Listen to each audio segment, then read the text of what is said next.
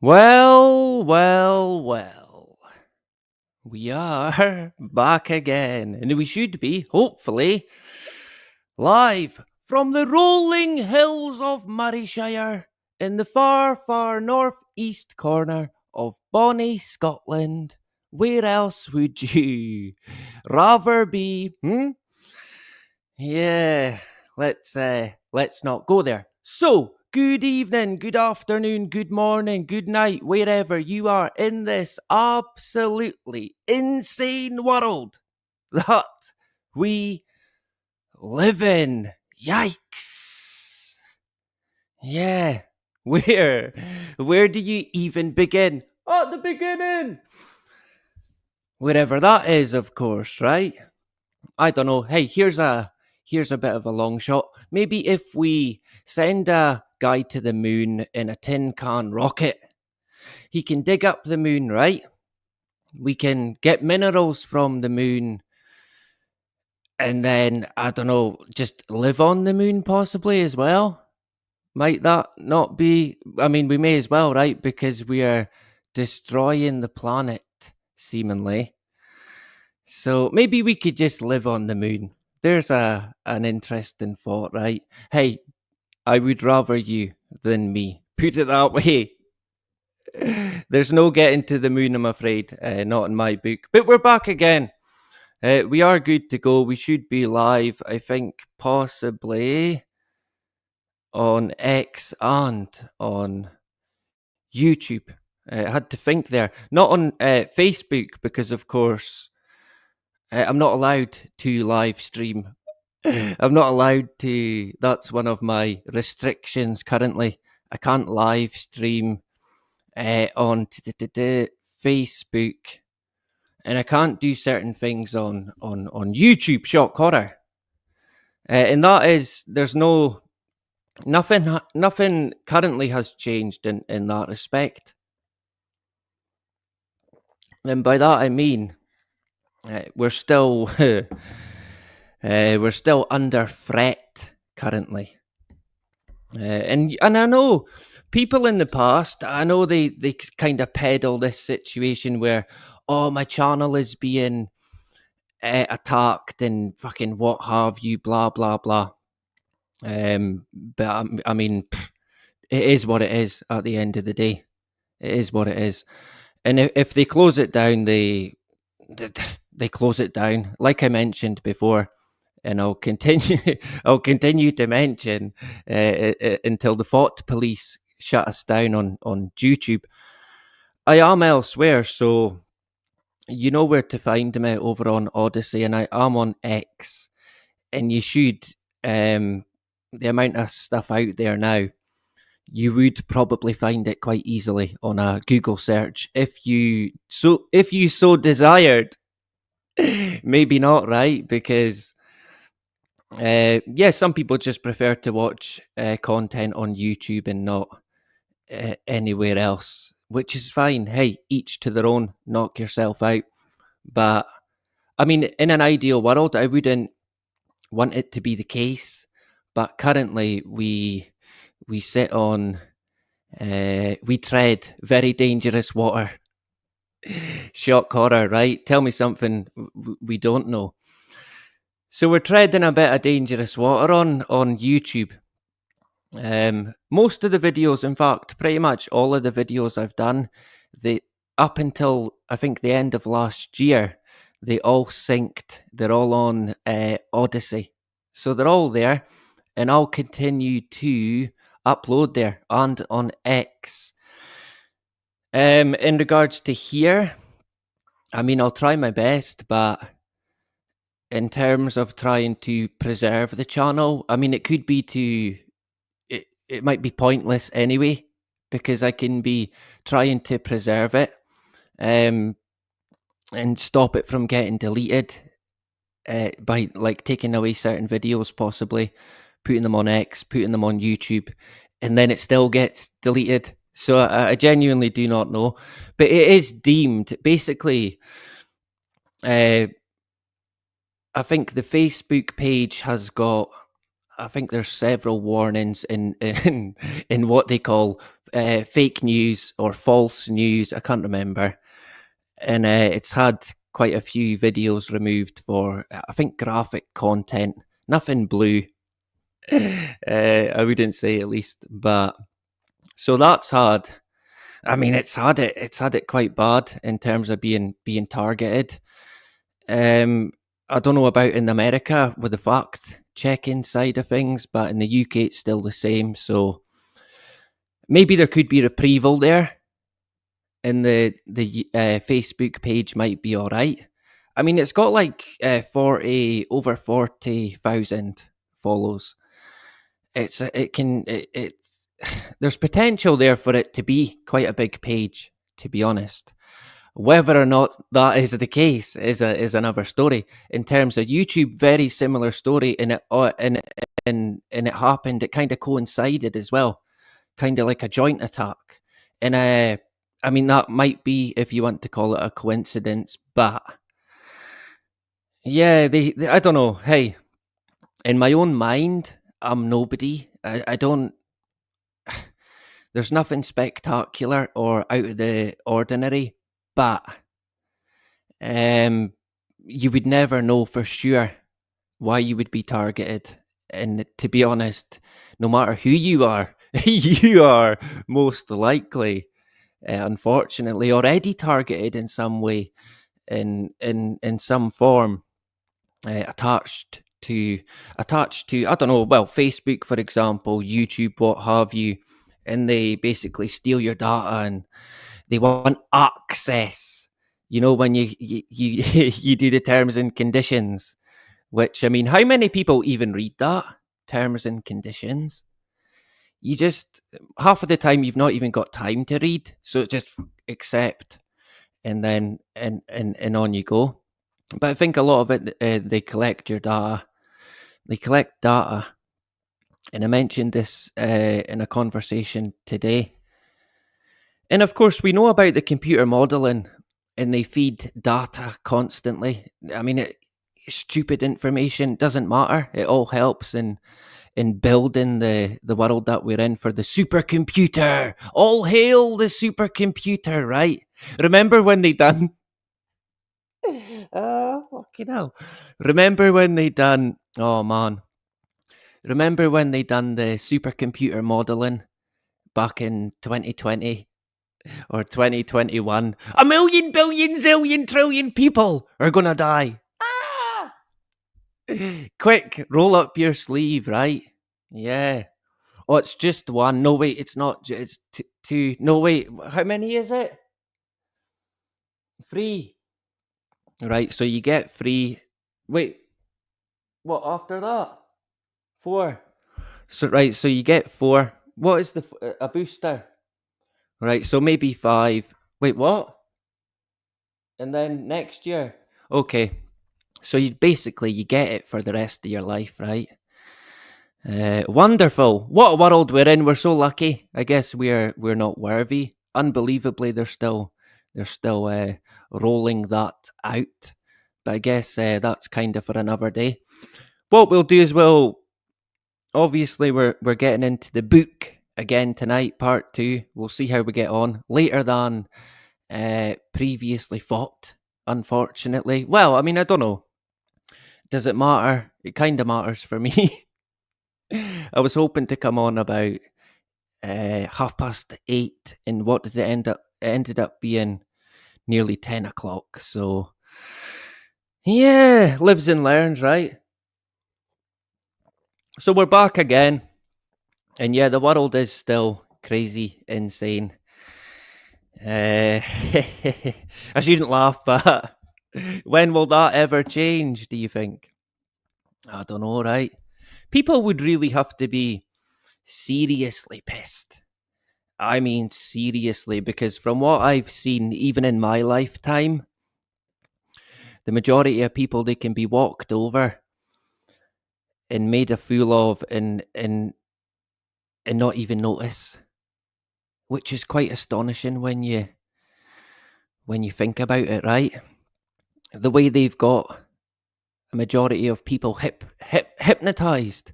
under a hypnotic spell at the click of their fingers. Or you'll put on your mask, or you'll follow the arrows in the shop, and you'll get your juice, and you'll just do as you're told. You'll comply, or you won't play.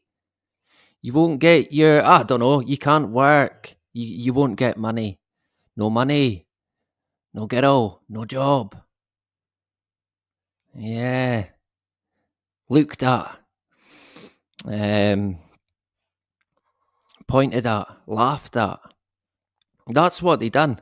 I mean, I can remember 2020, sort of finally on that, 2020 and 2021. I can remember it like it was last week, man. Like it was last week. So fresh. And I sometimes say we won't forget and we won't forgive. I don't think we could forget, to be honest. Although, I think a lot of the sheeple, they would easily forget it. And I mean, I have actually even heard it said by someone who, if you're trying to tell them about, I don't know, the 2020 scenario, and they're like, "Oh, it was years ago. It was years ago. Just forget it, right? It was like 5 years ago. Why are you still going on about it?" Yeah. Of course, they would like us. They would like us to just forget. So we'll say hello and then we'll jump right into it. I've not really got anything apart from the book to kind of get into yet. We'll do the book. In between, we'll do a stream on the McCann parents, Kate and Jerry, again, swimming with the sharks there. And then when we get through the book, whenever that is, we'll get into the Georgia tombstones, which I look forward to. So I'm kind of doing stuff. We're doing this, but we're doing stuff in the kind of background as well, behind the scenes, right? Backstage, if you like. Nah, I wouldn't say that, to be honest. Behind the scenes, we'll go with that. So yeah, what else? Yeah. After that, because I'm trying to like pick out ones that are maybe even going to take us through the year, to be honest. So if we can kind of lay it out, that might help me in terms of structure and actually getting it done. Looking at what would you call it? I guess you would call it psyops, portrayed by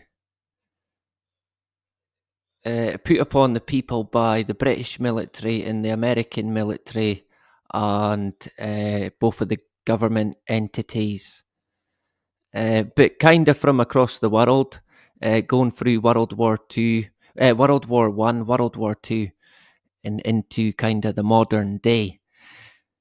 And yeah, different operations and that were carried out, which is interesting because we know of one or two, but there's a lot more that I reckon people might think, oh, well, that's interesting. I never heard of that one. There was one I heard just off the cuff. I think it was called Operation Cornflakes. And it was I think it was in World War Two. And it was the British and Americans.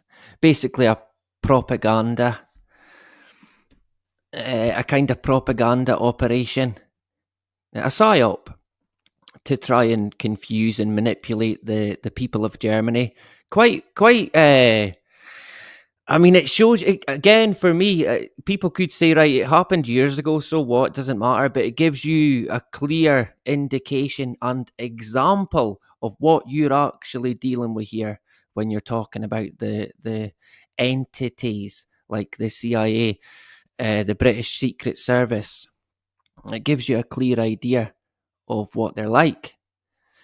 I mean, we know what they're like, but it kind of puts concrete on it, which is good for us to put weight behind it in terms of evidence.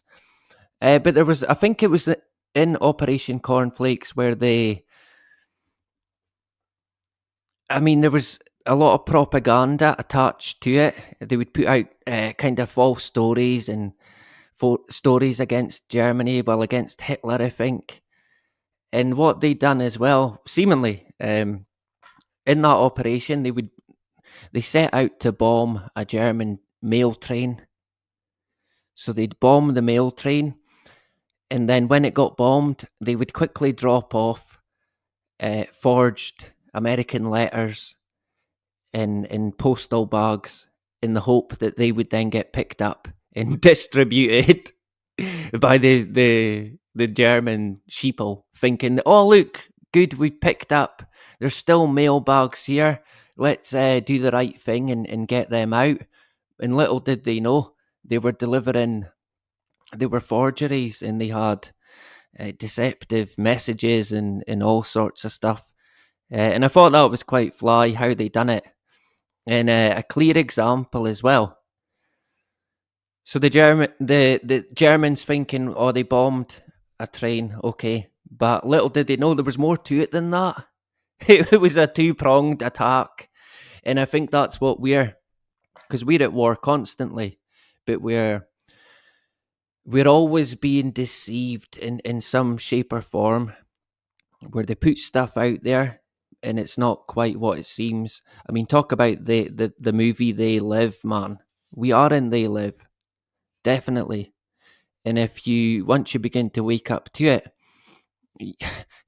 you certainly begin to see whether you I guess you like it or not, it's there.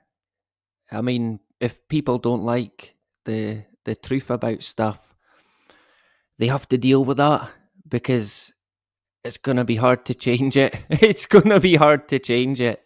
So you do what you can. You pick your battles wisely. A key thing for me in terms of advice, I know nobody's asking for any. Get 'em off.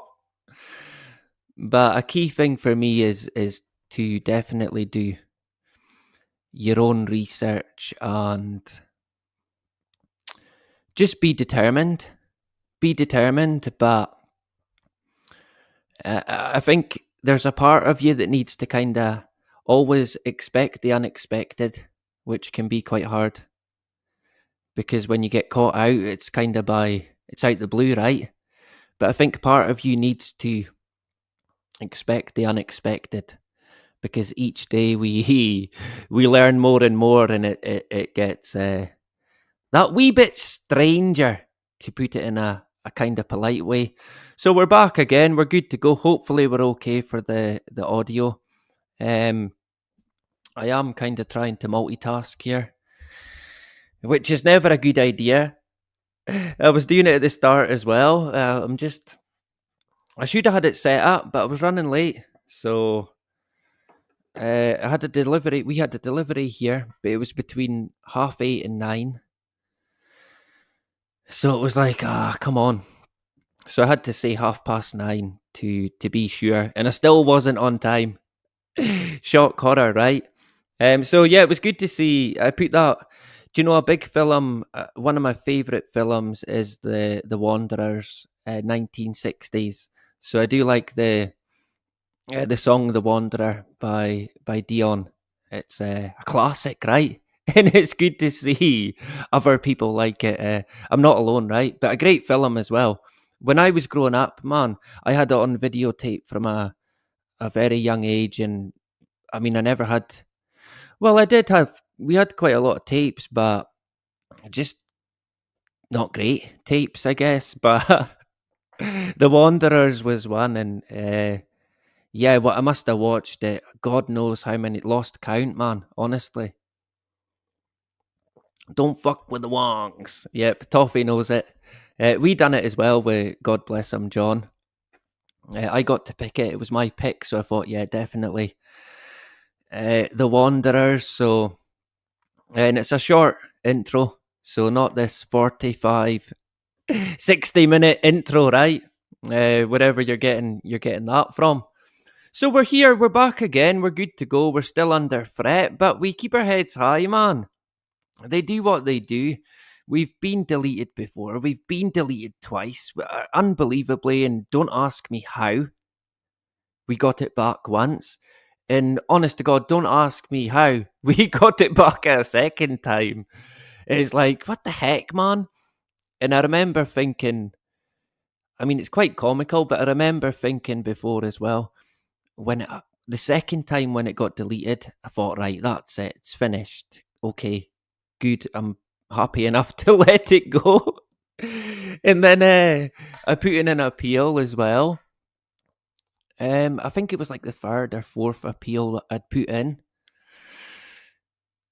And I got it back, and I could not believe it. But at that point, I started to think, wait a minute here. I don't know, it was a weird feeling, man.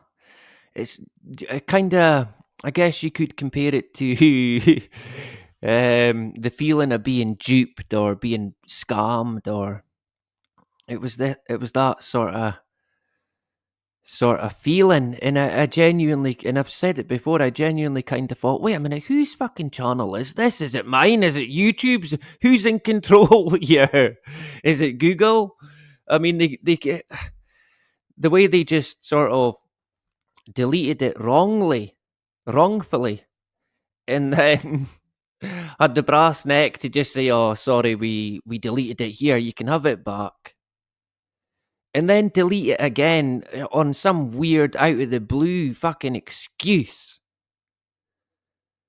And then give it back again. Do you know, it's a bit like a cat with a mouse, just playing with a mouse before it's eaten, basically. With me being the mouse here, of course, right? And I did genuinely think at that time, I thought, I don't know, do you know what? And I did say, I'm sure, when we got reinstated a second time, I said, look, if it gets deleted again, man, I don't know if I can. I mean, surely to God, it couldn't happen again and then get reinstated again for a third time. I mean, people are going to start asking questions, right? What the hell? This guy's been deleted 3 times and he's back. The fuck? Who's he get? I think he's getting paid by Mossad. We can live in hope, right?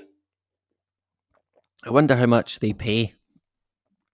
I mean, imagine even getting involved with an entity like Mossad or MI6. You'd be signing your death certificate as soon as the deal got made. And yeah, you might get money, but you're gonna get whacked, man. They don't mess about and they don't take any risk. They would let you have a bit of fun and then just say, right, adios, amigo. You're finished, right? Finito. Numbers up. And we see it quite a lot. They even do it with their own agents, man. Some of them done too much, seen too much. I mean, when you think about it, these agents who do the dirty work, what do you think they're just going to retire and live a normal life?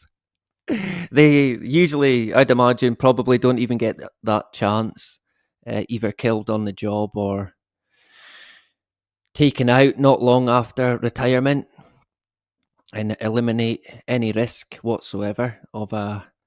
Well, hey, let's face it, dead men do not talk, as far as I'm aware. As far as I'm aware, maybe from the grave to your odd person across the world who believes in their own mind that they can speak to dead people, which is a bit, I don't know, man. It gives me the creeps a wee bit. It's like, wait, what? I mean, I'm not going to knock it, right? I'm not going to knock it because I think if people want to believe in that, then they can believe in it. But is there any truth in that? I don't know. Maybe we could do that one. Maybe not contacting the dead, but we could talk. We could have a discussion along that lines in regards to, I don't know, death and life after death, and stuff like that. It interests me. Do you know what? I don't know. It's not so much life after death or death itself that intrigues me. It's more about what other kind of civilizations and historically how it's been seen, how it's been portrayed. I'm kind of more interested in finding out about that rather than the ultimate finding out the ultimate what happens. I mean, I don't know. It's always an interesting one because when I think about that, I kind of think my whole life I've kind of been under a belief that there is something after death, but what it is, I do not know. I do not know, right? I guess nothing could be something, so maybe it's that. I have in the past, I've liked and entertained the thought of reincarnation. It's an interesting one. I like it, but I don't know. I can't see it. But I know that's quite a common one in different factors of history and civilized societies and civilizations similar, which is interesting. Um, yeah. So that could be for another day. What we'll do is we'll say hello. So good to see our Scouse brother Toffee in the hood back again. I hope you're doing well. On a plane in the hood. There you go. Good to see you. I wonder if you will meet a Roman or a caveman, is it, after you die? Yeah. Yeah, I think it would be a good topic to discuss. I think we could get quite, I don't know, what would be the right word? Um, I'll leave that up to your mind to decide, but it would kind of be an open topic. I think the guy Jerry Wierzinski, I think he would be a good guest to discuss about that because we've talked to Jerry about the work he's done, but we've not really talked about any other subjects. Um, I think Jerry was. I remember he said something about Trump the last time he came on. I got the impression he might have been a. I mean, it's up to him. I've got nothing against that, but I think he might have been under the impression that Trump was going to be a good guy, which is fine. I mean, people can think that, of course, right?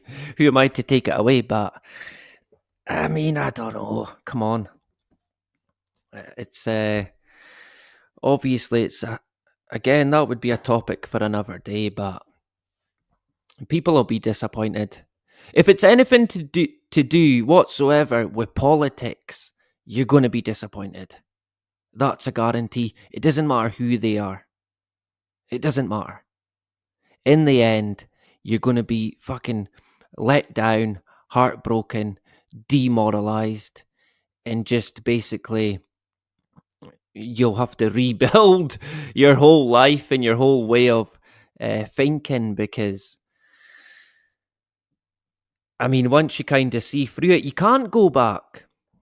And in saying that, and I mentioned it before, just quickly on that politics side of it, I did vote in the Scottish referendum, and then I fucking woke up in terms of politics, or at least I thought I did. And that was in 2014. But then in 2016, I got sucked in again. It sucked me in again. And to be honest, it's embarrassing, man. It's actually embarrassing to know how much of an absolute fool I have been. An absolute fool. But not only that, to be fooled once and then fooled twice. I mean, I should tar and feather myself and walk up and down the street for 2 days straight with a big sign around my neck saying, I got fooled twice. But I mean, on the other hand, I do think, well, hey, there's people in the so-called truth realm movement, and they still vote at any given chance they can get. And they know they're wasting their time, but they'll continue to do it. They can't let it go, man. It's like a hypnotic spell they're under. They must vote, and they'll go out their way on the day to vote. And of course, the polling station's open fucking 24/7. Of course, anybody, you could probably get your dog to walk in and cast a vote. There's an idea for you. I mean, as much as I, what would be the right word here? As much as I do not partake in the political spectrum, I do still like to kind of dissect it and keep an eye on it if I can and when I can. So that's a topic that we talk about as well, possibly in the future. But in the near future, NASA mooned America, Jerry and Kate McCann, the Georgia Tombstones, followed up by like American and UK PSYOP operations that took place, right? So good to see everyone. Anyone else quickly, because we're pushing it, right? Kieran's in the hood. Good man, Kieran. Good to see you. I hope you're doing well. Paul as well. Two gentlemen. Good to see you. The beautiful Justine back again. I don't know if I said hello, but hello to you. And it was good. Do you know, me and Justine are friends on one of the platforms, and Justine had posted old pictures from a few years back, and it was great seeing that. It was great seeing these pictures, and I like that about the intro video, because originally it's a black and white video. So Ulick was kind of right about CGI, but the only CGI effect is the color got added. You can't find the original black and white version. But you know that video, I love it, man. Do you know, not just the song, but when you look at the people, they're so happy. So happy, man. You just don't see that today. See, when you look about, you don't even see people's faces anymore. They're just got their head down in their phone. And I was sitting, where was I? I was at an appointment, and there was like, including me, 5 people in the waiting room, a wee room. And everyone was on their phone except me. And do you know what? I just thought, nah, I'm not doing it. I am not doing it, man. I'm not doing it. I just thought, nah, kept my pocket zipped up, and just sat there and just waited and had a wee bit of white guy thinking time, basically. But everyone sitting beside me, just head down, stuck in the phone, man. There, but not really there. Ain't that weird when you think about it? The people, they're sitting there, but they're not actually there mentally. Quite incredible what the phone has become. Scary, man. Fucking stuff from a horror movie, that. The so-called smartphone. So good to see Justine, and yeah, great photos. I thoroughly enjoyed looking at the photos. So great stuff. On a plane, Toffee's here. Frank as well in the hood, pretty much first in the door. Darryl as well. Good to see you, Darryl. Lady of Lady of Era 2, because of course deleted, right? Yeah. I thought they had freedom of speech. Yeah, nah, not quite. No such thing as freedom of speech, right? Freedom, freedom. Yeah. Mm-hmm. And that's what I was going to be saying at the start as well. People would really have to be severely pissed to make big change. And to be honest, the way it's going, that day might come. Retro in the hood, I hope you're doing well, Retro. Good to see you. Toffee, on a plane, Paul, Justine. Oh, Nathan as well, and Nathan and Penny. Two long-term sufferers of That's Life But Not As We Know It. I hope you're doing well and good to see you. Who else did I see? Oh, Think For Yourself in the hood. Budgie Burger in the hood, but I don't know where you went. Oh, there you go. Has anybody actually got a budgie? We had, what was it called again? A canary. Is that the wee yellow bird? I think it was a canary. Noisy little bugger. Noisy man, Jesus, but that was about, over 10 years ago. Oh, Joni as well. And old Ulick in the hood. You old dog, yeah. Good to see you. You American. Irish. Hey, Ulick, we all know that you're an adopted American. Irish, but adopted by Joni and America, right? They took you in. They opened their arms. Big Uncle Sam took you in his bosom. So you are an American now, right?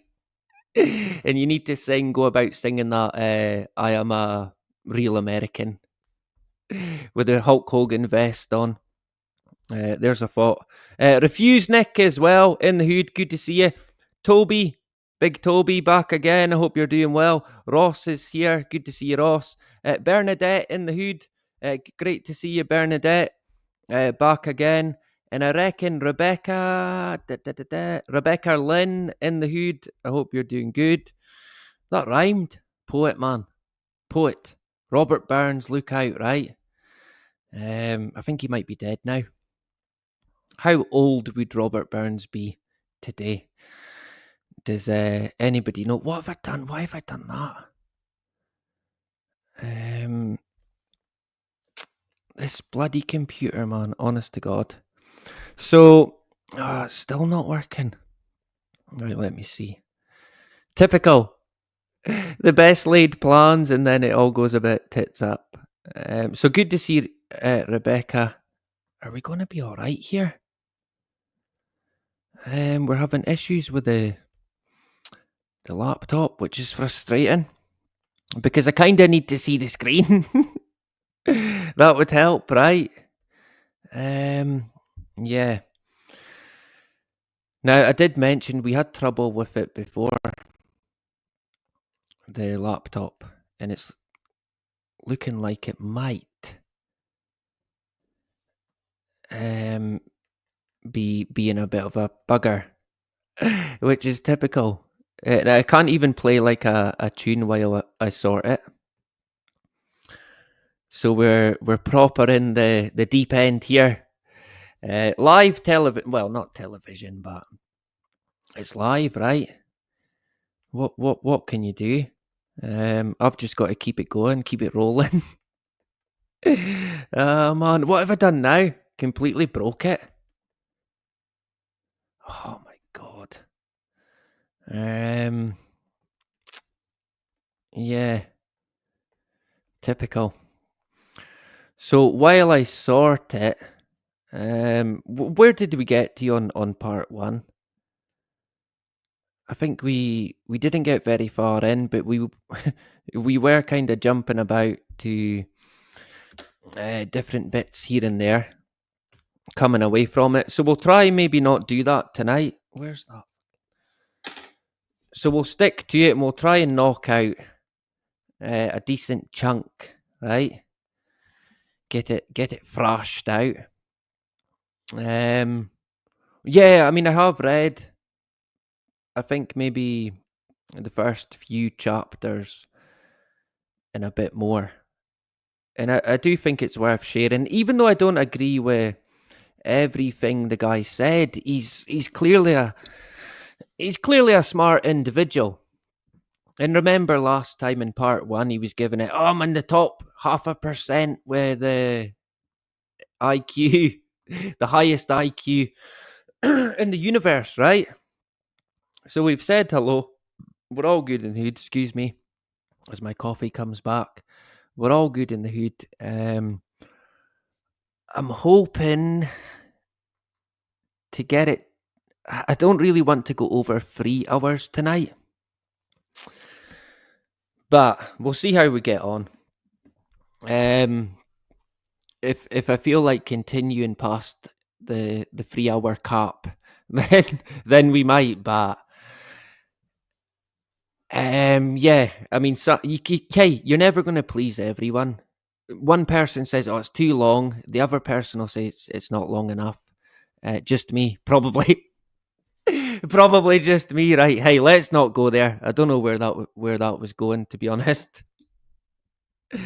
Anyway, we're back again, and it is going to be NASA Mooned America by Ralph Rene, and it came out in 1990. Bugger. Oh, I think it was 1993. I had it noted down, but I've not got the notes I had before, which is a bit frustrating. But when I done it before, I had a kind of a structure to it. There's not that. We're not blessed in that sense tonight. So yeah, I think tonight, and then what date is Sunday actually? Before I forget, is it the 9th on Sunday? It is. So this Sunday I'll be on Rags and Jack's stream on YouTube. Now I should really get the link, so that's what I'm going to do, right? I think we're going to be talking about. I'm looking forward to it. Actually, I was only on there. They're getting the money's worth from me. I was only there. I think maybe 2-3 weeks ago. So I got invited back. Well, it would be the third time, but this first time I went on, it got a strike. Shock horror, right? But it was Jack's fault. It wasn't me. But it would be good. I know Jack's done a bit of research on Lockerbie, Epstein, and JFK and stuff. So I look forward to seeing what he's got to say and what we can get into, because it's becoming, Lockerbie in particular at the moment is becoming a bit of a topic for me, and it's one we're definitely going to be getting into again. I meant to be looking, and I've not even typed it in. Too busy yapping, right? Get him off! Honestly, this guy again, and I think I did see that we're okay for the audio, so thank you to those who let us know. I know who to blame now, right? So let me see, honestly. Hey, what can I say? I can't multitask. I can't do anything. I'm going to start again. When I finish tonight, I'll practice, and I'll practice, and I'll practice, right? Practice makes perfect, but I mean, honestly, I don't know. I think that could be lies, to be honest. Our whole life we've been lied to. Shock horror. So if I go to, how can I put it in the chat?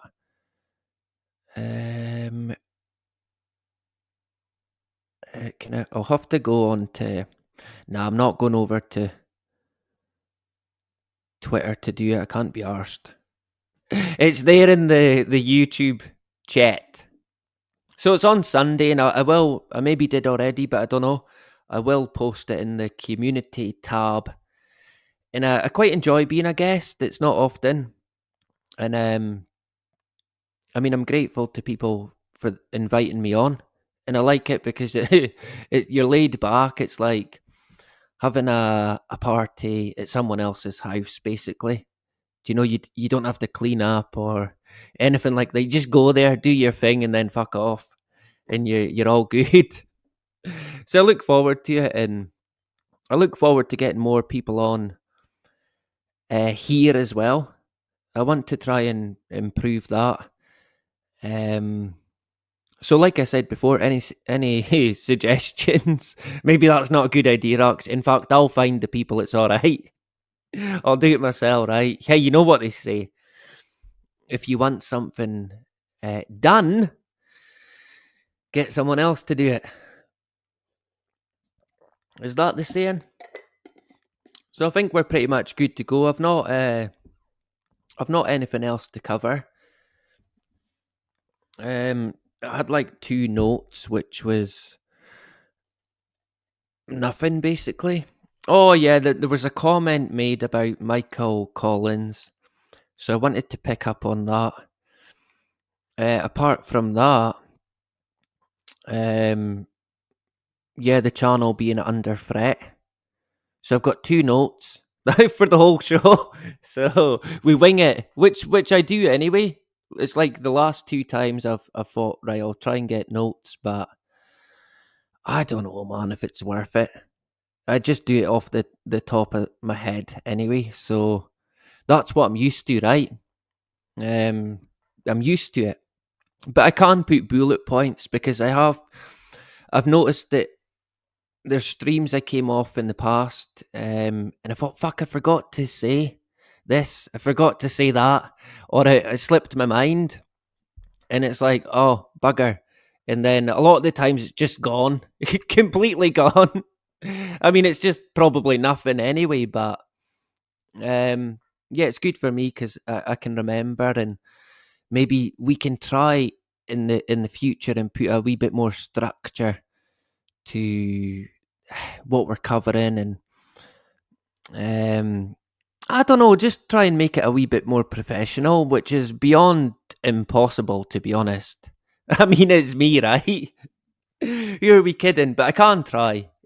So I mean, you've got to give me that, right? He tries his best.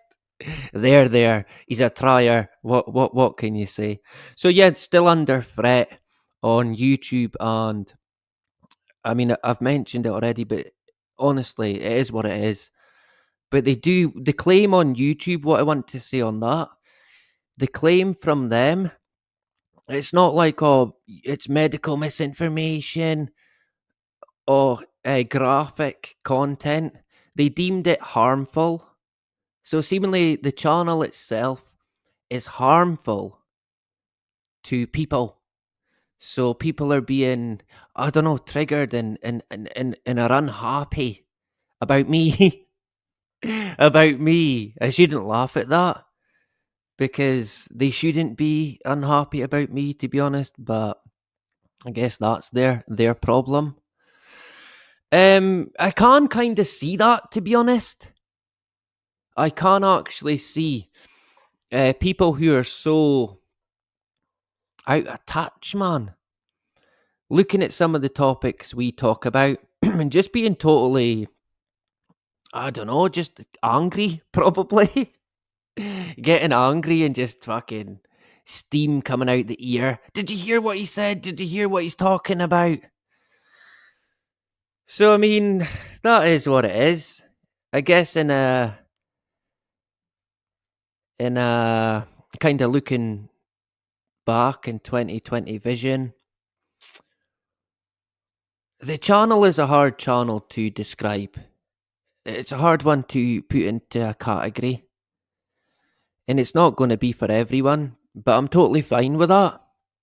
I'm totally fine with it because it's not a channel that kind of focuses on current trends or even a particular topic, which makes it a hard channel to put into a category because it could be anything. Next week, next month, it could be anything.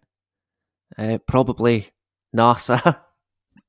Probably NASA, right? Shock horror. But it is, in the words of YouTube, they deem it harmful. And it's like, well, I can try. The past 2 days I looked at the what they call guidelines, and I thought, right, I'll try and preserve it, at least for the time being. I think that's the safest option. Uh, Not really even for the channel, but just for the people, the small band of hardy people who do come and they do enjoy it. They do like it. They do like the info. I kind of feel that would be disappointing. That would be kind of sad because it's been 5 years in the making, and there's great people there. But again, yeah, it is what it is. So that's the words of YouTube. So we're back again. We done part one on Friday, I think it was, and I did, and I forgot to pin the comment. So whoops. But I can't even put it in the description. Remember, I can't post links in the video descriptions. Nah, not allowed. Totally, it's one of the restrictions that I'm currently under because harmful content, right? And I've had it all, man. And I know loads of people have had it, but we've literally had it fucking eat anything you can imagine. Honestly, the whole lot, they flung it over the past 5 years, flung it. Fucking deceptive practices, hateful content, harmful content, graphic content, misleading content, medical misinformation content. What was the one? Remember, there's a scene in Don't Look Up, the movie, and at the very end, the Elon Musk and his cronies, you know the guy, he's obviously Elon Musk, right? And they're moving away to the new planet. Oh man, it's quite funny. So they move away to a new planet, but well, it's not really a spoiler alert. It kind of is, but it's kind of not, because it's like added on at the end. Anyway, fuck it. It's been out for ages, so there's that. Um, so yeah, what happened was obviously Don't Look Up is they talk about the comet and what have you. Was it Don't Look Up? I'm sure it was. I'm second guessing myself. I'm questioning myself now. It was in Don't Look Up. So at the very end, they get the spaceship, they fly away to a new planet, and they they land on this planet, and they're all walking off this spaceship, and it's got this kind of Adam and Eve feel to it, and there's these weird creatures jumping about, and one of them, the guy, I can't remember, one of the characters goes up to one of the creatures and gets eaten straight up, just in one, like that, which is quite funny. But the people in that, when they come off the spaceship, they're, you can't really see it. It's like blurry and distant, but they're naked, right? It gives it this whole Adam and Eve feel to it. And I had, in a video, one of the videos I had made, it had a clip, that very clip from Don't Look Up. And YouTube deemed it sexual content. So we've even had that. That's one. Yeah, hey, why not, right? And I sometimes wonder, fucking hell, what else are they gonna throw? Honestly, they just continue to throw stuff. But seemingly, and it funnily enough as well, I had the same thing on Facebook.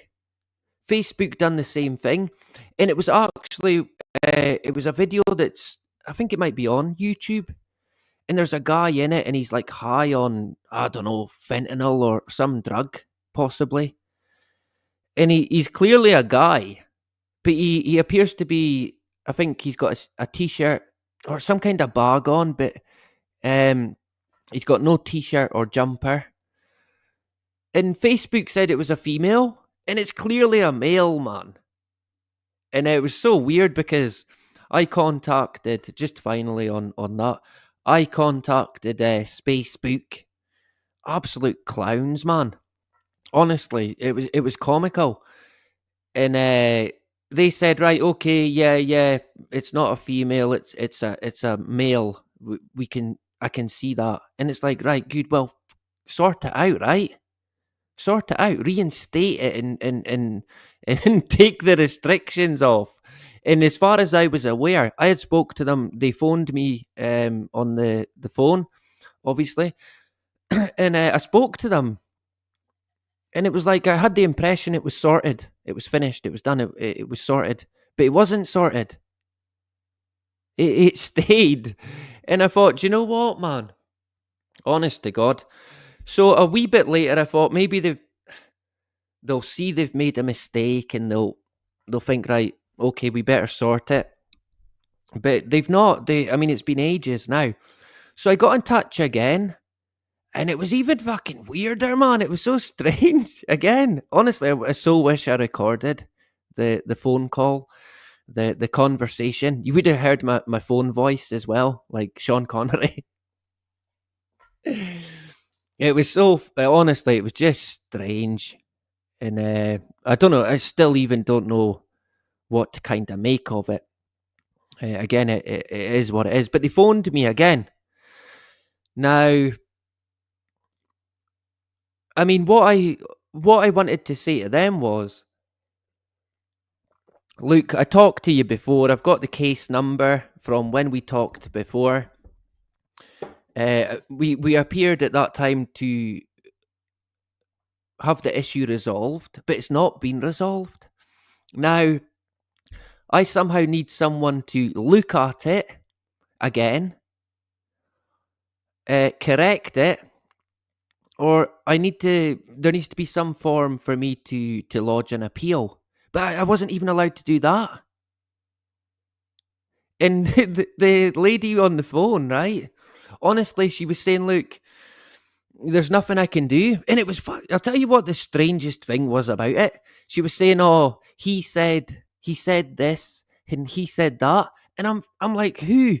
And I said, who are you saying that it came from? And she just kept saying Facebook, but she was calling Facebook he. And I was thinking, what is this bird on about here, man? He said that I can't appeal it. He said they're not looking at it. They will not look at it. And I'm sitting there thinking, well, why are they not looking at it? Why are they refusing to let me appeal it when most people can appeal, but I'm not allowed to appeal, even though I was correct in what was being said.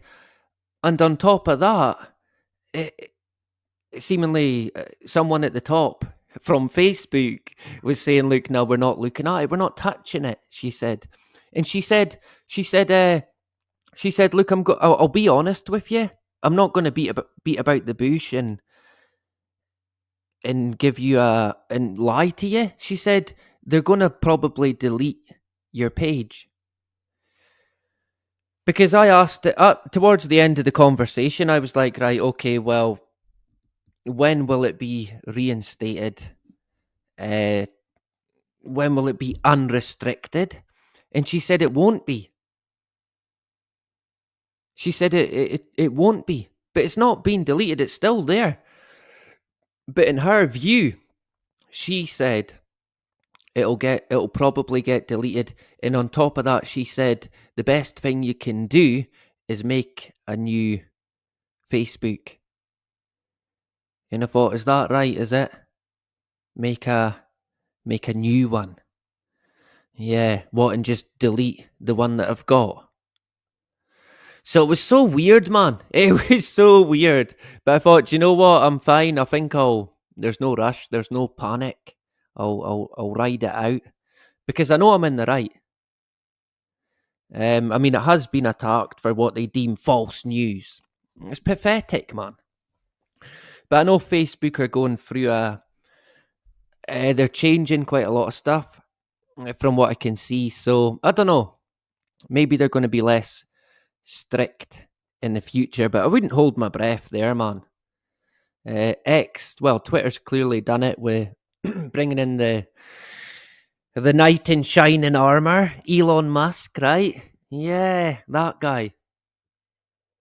How would you describe Elon Musk? There's a question. There is a question, right? Describe Elon Musk in a sentence. I think I could describe him in 2 words. A snake. There you go. A snake. A venomous snake. A snake would be too kind even. Snakes are pretty cool. Not to be messed around with, mind you, but they're pretty cool.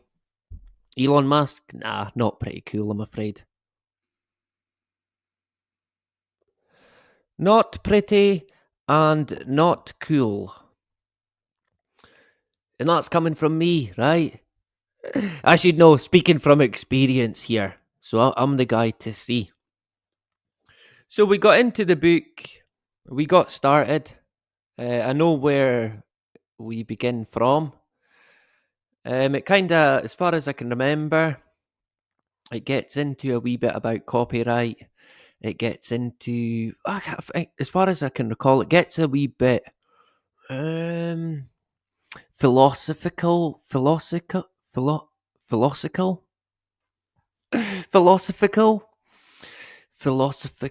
Would that be the word? I'm sure it gets a bit philosophical.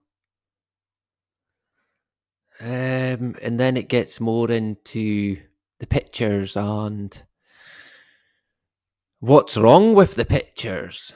Because for decades now, many people, in several different books, including this one, have came out debunking what people call the the moon landings. Yeah. So before we get into it, the one other thing I was going to mention, the Michael Collins video that I put out. Someone put a comment saying, "Wah." Do you know? Basically saying, look, I don't know what point you're trying to put across here. It doesn't make any sense. But then they went on to try and debunk said point that they couldn't see. So it's like, right, the video doesn't make any sense. It's hand-picked quotes, and it's just, yeah, you can't see what point it's putting across. But yet, you continued to type about how you can debunk the video and coming at me, telling me that Michael Collins is not of the globalist entity. Come on, man. Really? You're talking about a guy, right, who had, I'm sure it was an uncle in the Vatican. All of his family, top military brass. And when I say top brass, I mean the very top. Very, very top. And there is, there's not solid proof to the potential Illuminati family connection, but we're getting there. Now, when Michael Collins talks about, the fragile world is so fragile, we need to protect it, we must save planet Earth, Agenda 2030, basically. Climate change, that's what he's saying. That was the plan from the very beginning, because from pretty much day one, that's what they said. They said the Earth, we went to the moon to discover the moon, but instead of that, we found the Earth.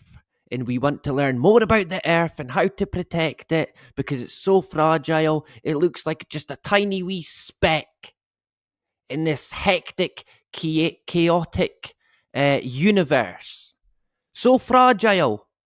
It was like NASA paid them $10,000 every time they said the word fragile. So you're Michael Collins, right? And NASA's going to pay you 10 grand each time you say the Earth is fragile. So you're going to put it in constantly. That's genuinely what it's like. Practically every single long length interview with Michael Collins that I've seen, he says the exact same thing to a T. Same. But it does not just stop there. Of course not, because they all echo the same message constantly. Well, not so much now, because there's hardly, in terms of the Apollo astronauts, I think there's only about 3 of them still.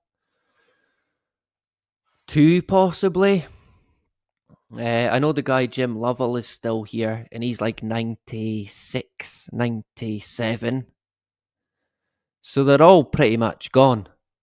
Only a very small few are still here. But it does not take much research, to be fair, to look back over these interviews. Jim Lovell, Michael Collins, Neil Armstrong, Buzz Aldrin, Fred Hayes, Wally Schirra. You name it, they're all there, available on the oral history in particular. Hundreds of them out there, but all echoing the exact same thing, like it was almost like they had been given a script. Now, ain't that something, right? Ain't that something? Why the script? Because, of course, NASA from the very start had an agenda. And by the looks of it, there's no end goal to it. It's just to continue to deceive the people. Year in, year out, constantly. And I think the person also said, talking about we're killing the planet. And it's like, whoa, wait a minute, stop the fucking bus here. We're killing the planet. Geese, peace. We. Like me and you. I'm sorry, mate, but I am not in any way, no matter what, taking any fucking blame in the destruction of this planet, man. Not a chance. Not a chance. Because for me, I know exactly where the blame lies. And it ain't with us. I mean, we're all victims to the agenda. But that really does annoy me when people say that. So the guy, he knew how to push my buttons, the guy. We'll say this and we'll say that. And I replied to him quite polite and put my point across. And I mean, hey, yeah, people can say, Collins is not a globalist, but I'm sorry, man, you're wrong. You're wrong, and you've not seen enough from Michael Collins to, in my view, you've not seen enough, because if you had, you would be the similar frame of mind of me, where I firmly believe now that Michael Collins was indeed a globalist. But on top of that, he was highly connected, even possibly in a bloodline sense. Hence why Collins got to take a back seat. Sit back there, Mike, right? Sit on the throne, they said. While Armstrong and Aldrin do the dirty work. Because that's what it looked like to them. Of course, in the eyes of the sheeple, that's why you would want to be walking out on the moon, right? But in the eyes of Collins, Buzz, and Neil, I think Buzz and Neil would have rather been in Michael's position. Because Michael was the one who was I mean, he wasn't forgotten about, but people did tend to think more about Neil and Buzz. I mean, even Buzz felt like he got forgotten. It was all about Neil and the first man to walk on the moon. They all wanted to meet Neil Armstrong. I mean, can you imagine every day of your life. People coming up to you and wanting to know. I mean, how long would it take until it just grated on you? But imagine if it was a gigantic lie and you had to tell that lie day in, day out for the rest of your life. I mean, that's a punishment. Let's face it, that is a punishment, that.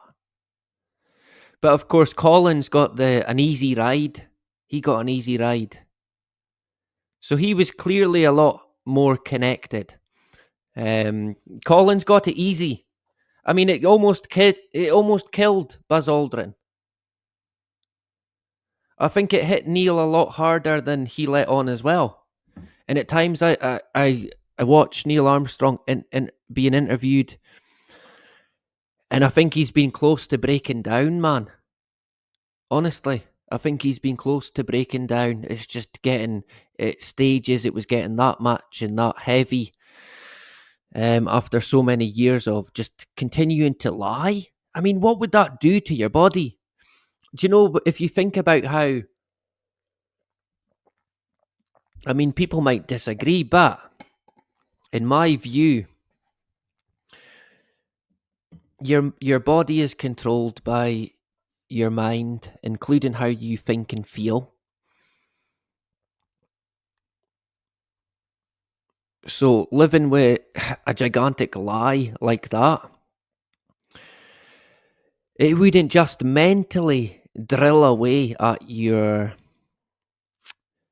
soul.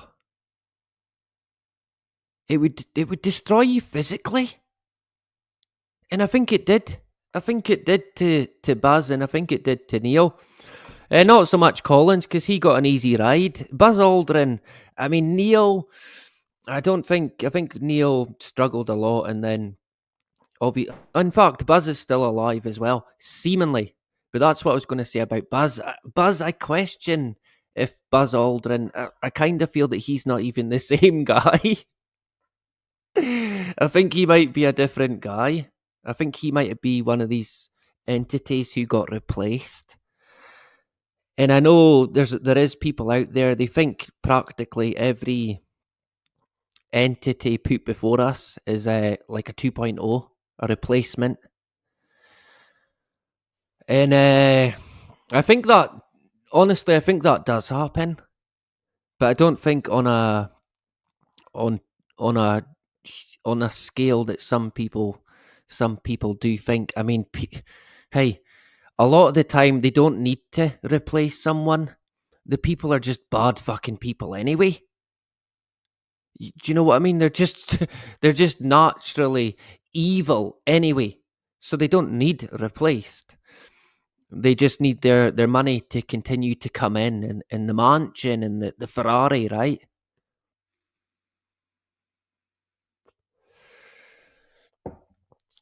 And you notice that as well in terms of money and the richness and the famous Hollywood, what have you, these incentives. Of course, they offered them to, well, they more than offered, they gave them to the NASA astronauts. Yay! The heroes! And one of them even said, oh, it was when they picked the first seven, was it seven? Yeah, the first seven astronauts for, I think it was to fly Mercury or Gemini. And there hadn't even been any flight, but they were portrayed like heroes and men of steel, and the media made them out to be heroes, and the people seen them that way. And I think it was Jim Lovell said it had only been like a week or so, and he was already being treated like a hero, and he hadn't even been to space, hadn't even done anything. He hadn't even done anything, man. And the people were coming up to him and wanted to meet him. He went to his old school to do a talk, and the mayor of the town was unhappy because he never came to see him, and there was a big hoo-ha about that. He was already, within a week, this um, famous entity that people wanted to see, people wanted to meet. And he hadn't even flown. He hadn't even been in space. And he said it was like being a false idol. And I thought, ain't that something that, eh? An astronaut saying that it was like being a false idol. Yeah. Kind of fitting. And the guy, Jim, he's done that much stuff. He's gave quite a lot away, to be honest. He's gave quite a lot away. There's been talk in the past about the guy, Gene Kranz in the control center. And it's quite well documented that Gene Kranz said they could not tell the difference between a simulation and a real life mission. They couldn't tell the difference between it. But on top of this, it's actually the story to that is, I mean, Krantz did say that, but the story to that is there was a mission taking place. I can't remember what it was, an Apollo mission. I think it might have even been Apollo 13. And they're in control center. They're in control Houston, I think it's called, the control center. And they were all younger, most of them, about 98%. They were all young lads, 20 to 25, 30. One of them said they were watching the screens and they just said, it kind of looks like a simulation, but it was a real-time mission. And Gene Kranz is kind of like looking away and unsure as to what to say. I mean, they did not even know. It would appear at that time in particular, about the only real thing that took place was a rocket got launched. But I can guarantee you right now, none of that rocket went to the moon. No way. Chances are it went whee into the sea. In regards to was there people on it, I doubt it very much. I doubt it. And it was interesting, one of the astronauts said the biggest fear that he had in any mission was the recovery, so being recovered.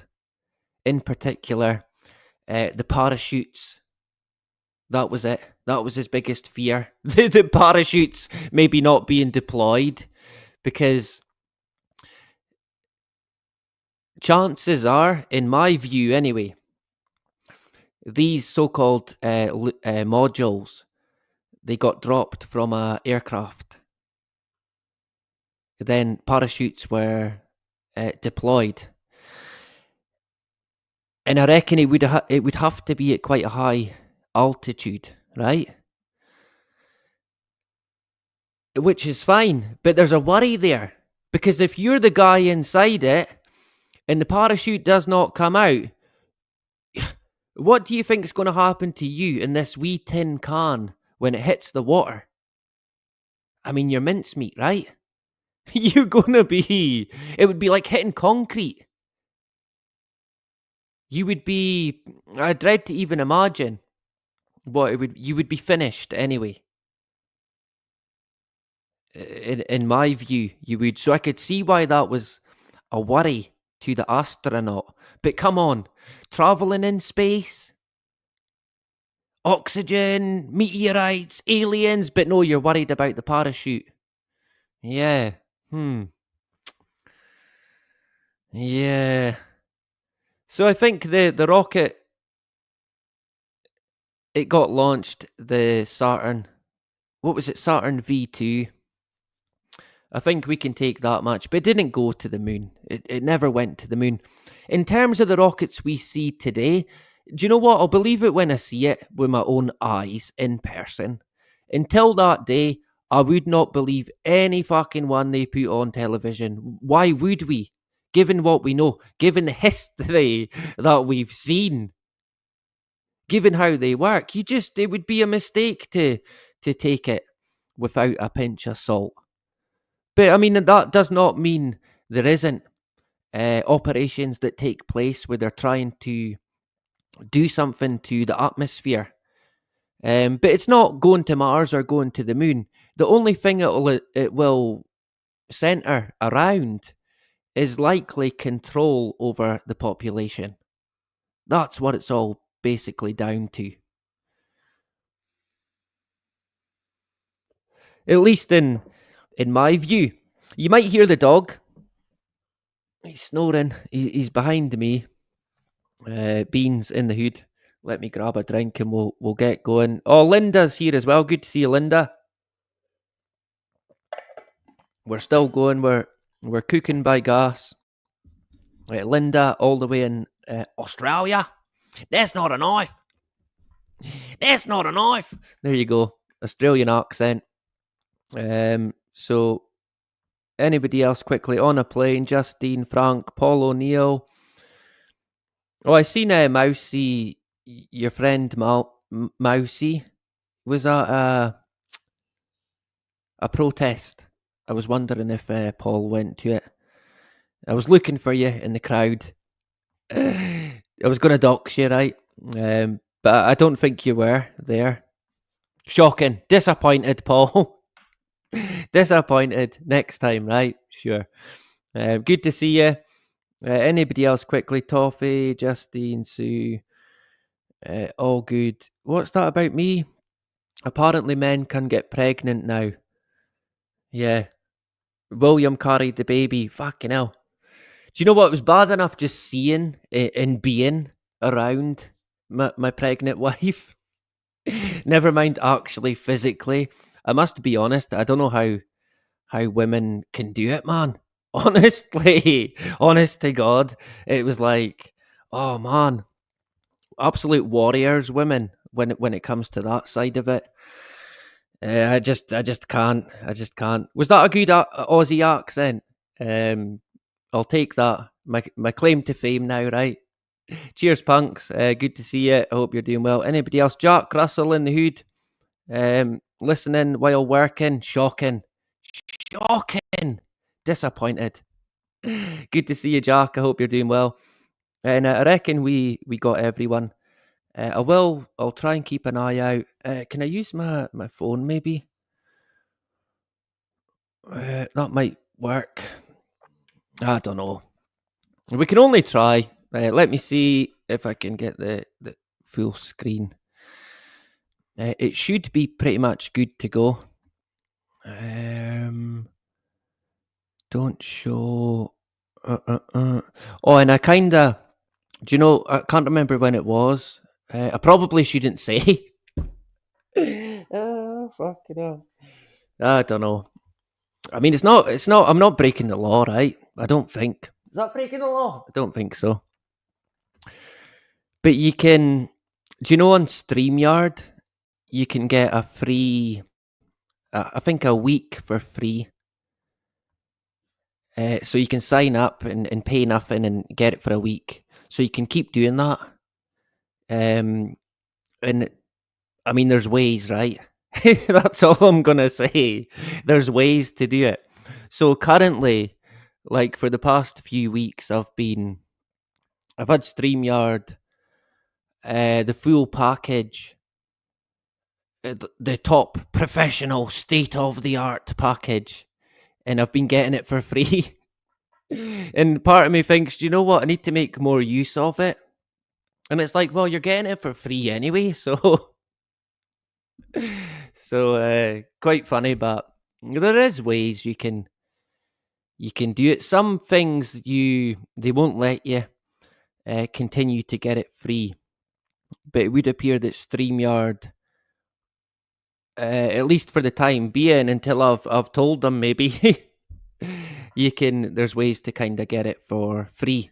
Not that it makes much of a difference, to be honest. I guess if you wanted more hours in storage, then Yeah, you can sign up again and get it for free for a week at least, then cancel it, then get it again on a different email. I mean, it's easy enough to do, but you would have to remember to cancel it. That's the thing where, because I've been caught with that in the past with stuff. It's like, oh, bugger, I never cancelled it. And then some app, I can't remember, I had to use it. And then I signed up and then I completely forgot about it. And I got a bill for it and it was like, wait, what? And I remember thinking, fuck, I think it's a scam. And then I thought, oh, no, it's me being an idiot. It's just me, it's all right. It was me being a complete fool. So it is, you would, not that I would recommend it, right? I guess I should maybe say that. You should pay it. I mean, it's extortionate, though. It is extortionate now. I was looking at it thinking, well, do you know what? If I'm getting it for free, then I'll hold out on signing up again. What? I mean, I'm Scottish, right? I'm Scottish. Is there a tight Scotsman in the hood? There's one sitting here, which is Beans, of course, right? Rotary Motion in the hood as well. Good to see you. Who we usually see over on X, Twitter. Some people still call it Twitter. Oh, Chelster in the hood as well. Good to see you. I hope you're doing well. I've not seen Chelster used to do an odd stream from time to time. And I used to jump in and out. It would be like 2:30 in the morning. A notification on my phone. Chelster live now. And it was like, honestly, yeah, it's quite funny. So I don't know if you're still streaming, but good to see you and welcome aboard, right? So we're good to go. We finished on page I. Is it? Oh, let me see it. Actually, are we sharing? Not the way I want to do it. That might be better. Yeah. Oh, Robert as well. There's Robert in the hood. Big Rob. Where did he go? Robert Ingram. Great stuff. And yeah, Paul, Punks, Justine, Frank. Is Frank? Have we got two Franks again? Frank's a great name as well, right? Do you not think? Because it means I mean, every name means something, but it's like a common word that's used as well in daily conversation. Someone was being very frank, or they're very frank about it. And I've always wondered. I wonder if that originated from some guy who was very clear about something, and his name was Frank.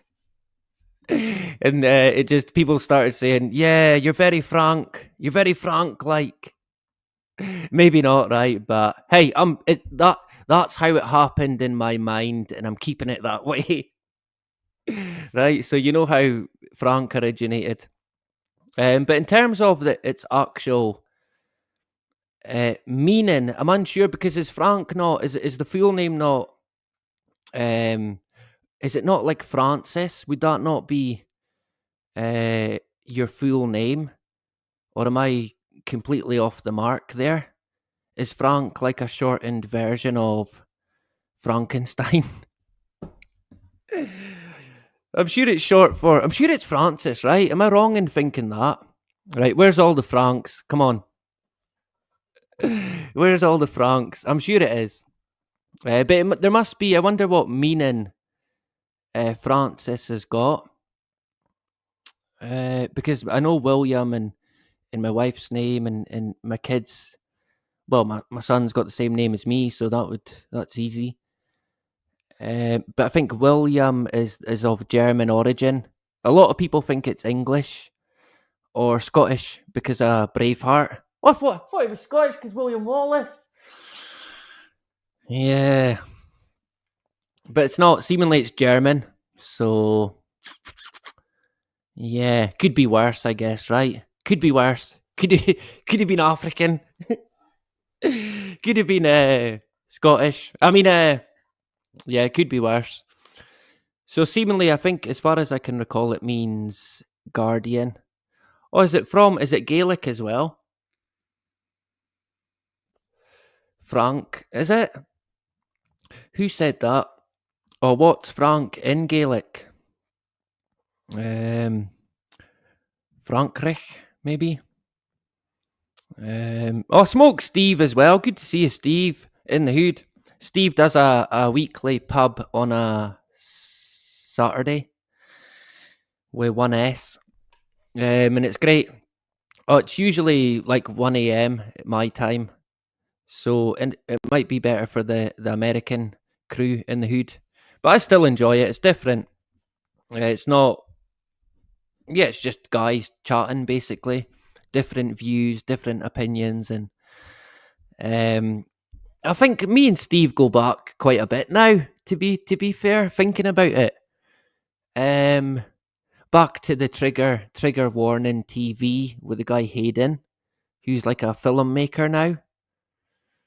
Um, so going back quite a few years. So good to see you, Steve. I hope you're doing well. You'll be as high as a kite right now, I'd imagine. So good to see you. A great guitar player as well. Steve plays the guitar, very good. And I've always got a lot of respect for people who can play an instrument because well I can't. So it's either respect or jealousy. It's a fine line, right? Nah, I do. I think it's great. I like to watch people play the guitar, the piano as well. Honestly, it's the way some people play the piano, and they're not even looking as well. It's like, wait a minute, what? It's just imprinted on their brain. Imprinting. There's a word. Imprinting. There's a word, right? Because that comes up here as well. Because we get a bit deep, and then a bit philosophical. I can never say that. And yeah, but I like it. I like a lot of what the guy says, and then we get more into NASA. Um, yeah, I think some people might know. There's a Welsh lad called Based Welshman. He's all right. He's a bit more like um some people. Some people you might know. He's a bit more switched on, I guess. Um, yeah, I quite like him. I don't agree with. I mean, again. I don't engage in politics, so it's. I don't. I just don't. But hey, people can support politics if they want to. Um, I won't hold it against them. It doesn't mean I won't like someone. But just different, just different, right? But similar in certain ways. And the Welsh are always great as well. If you know someone's from Wales, that's good enough, right? You know they're a good egg. Um, it's when they're from Scotland you've got to watch. I was going to say another. I'm not picking on anybody. I can pick on myself, so um, I won't single anyone out. Dublin, right? So it's good to be back. We're good to go. Let me see if I can take. Yeah, Paul's got a spanner, so he can share. If there's any channel recommendations, I did have one, but I've fucking forgot now. Anyway, if we won't have time at the end, but if I remember, we'll look into it. So I think in part one, I like to cover in the different quotes. I think we could probably do a 3 hour stream just talking about famous quotes and what they might mean, what we think they might mean. Because I thought that was it was interesting. Gives you a lot of food for thought, and it's interesting to see different people's views a mixture of views on what a quote actually means or what it's trying to portray. I think that's quite interesting because it shows you how people, a lot of people, and most people, they look at things completely differently. To the point where you're reading the same sentence, but you see it in a different way. Perception, you'd probably call it. So great to see everyone. Rotary Paul, Steve on a plane, and Bernadette. We are fecked. Hey, we're not done yet, though. Come on, we ain't done yet. So we don't give up, right? We keep going, and we're not done. We're still here. And my dad, a funny thing, I don't know, maybe it's not funny, to be honest. Maybe it's not funny, but do you know, any time I went home and I was maybe in trouble or, I don't know, misbehaving, fighting, in a bit of pain, my dad always said, "Do you know the the best thing about being in pain?"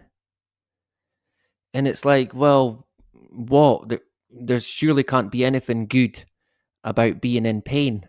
And he said, "You know you're alive, right? You know you're still alive when you're feeling pain." And that's true. Because I think a lot of the time we can lose our way and we can sometimes even forget about the true value of living. And I think if you somehow lose grip of that, you can be in dangerous water. So you need to remember it. The true value of having the chance to breathe, man, to live, to get out there, to meet people, to love, to laugh, and to get on. And whatever else it is you do, right? Each to their own, I guess. So we're good to go. And yeah, we're on a slippery slope, but we don't give up, Bernadette. Hey, we don't bend, we don't break. We'll keep going. We keep our head high. So we talked a wee bit about the quotes, a wee bit more about NASA. Remember the NASA fruitcake as well. And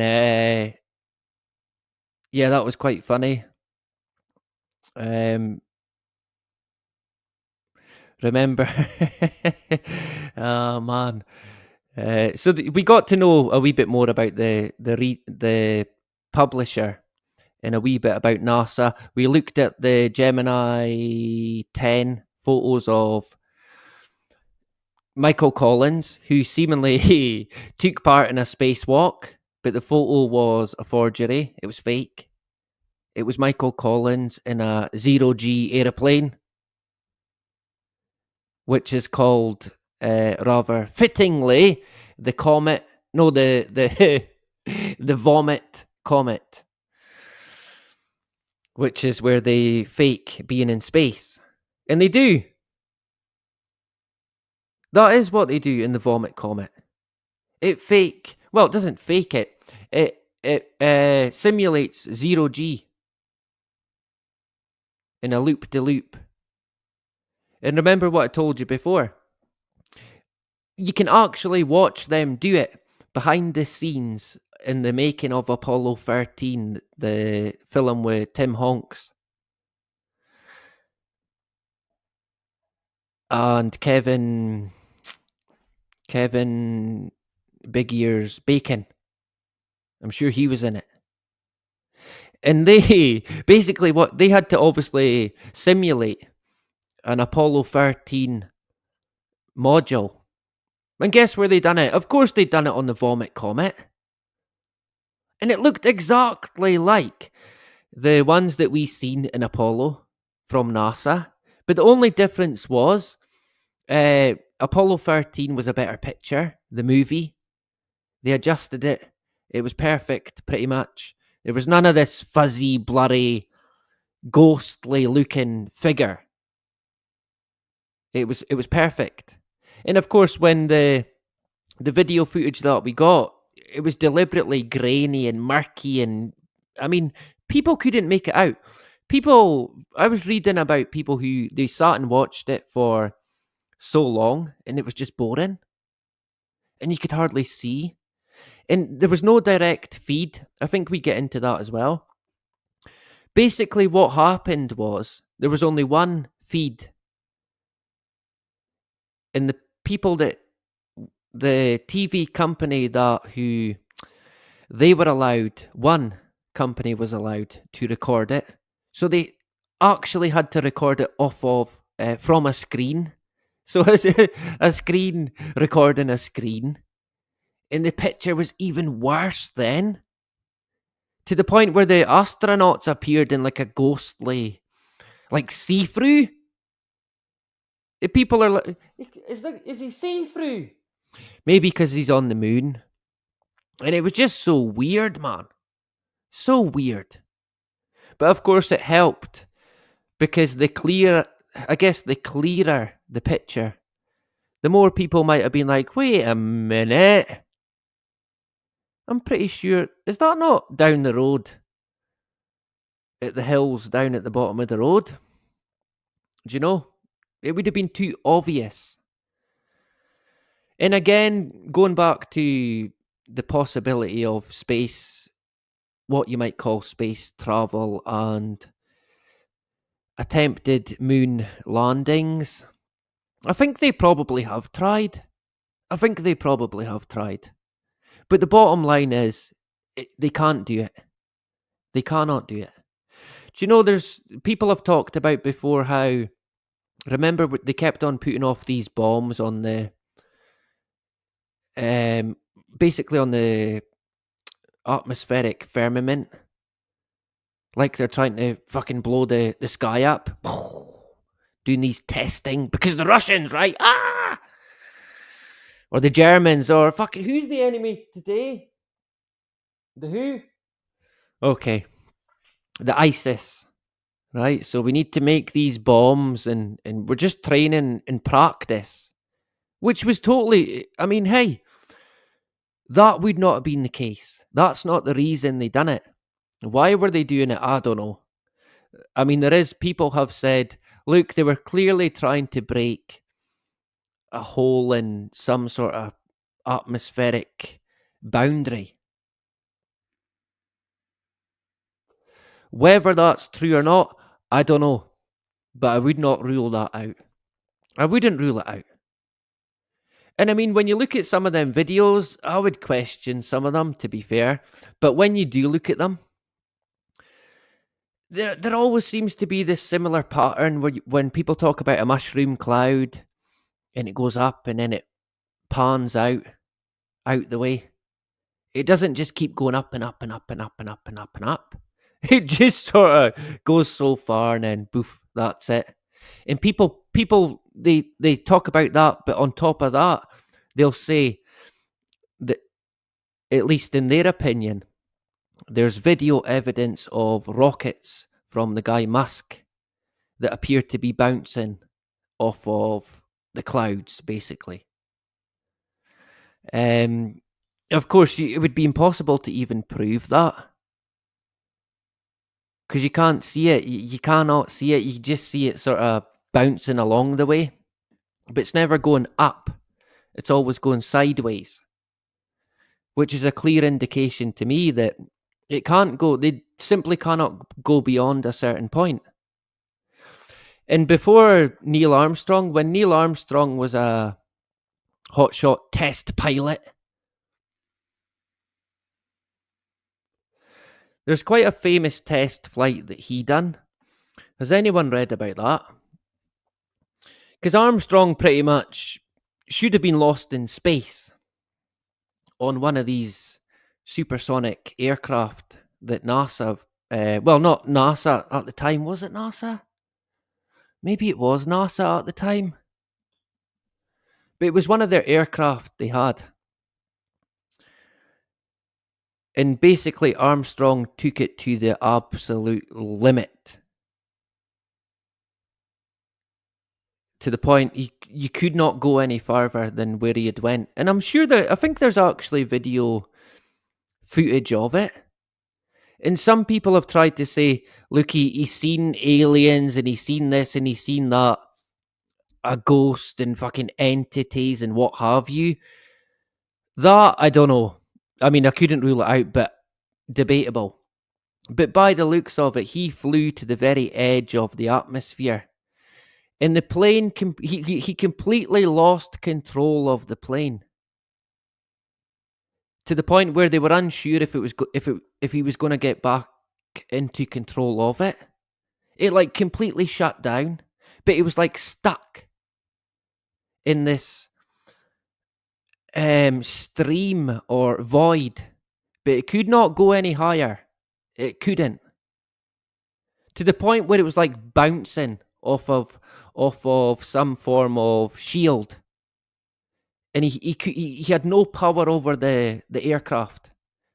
But then he somehow got back in. It got back in. The power got back.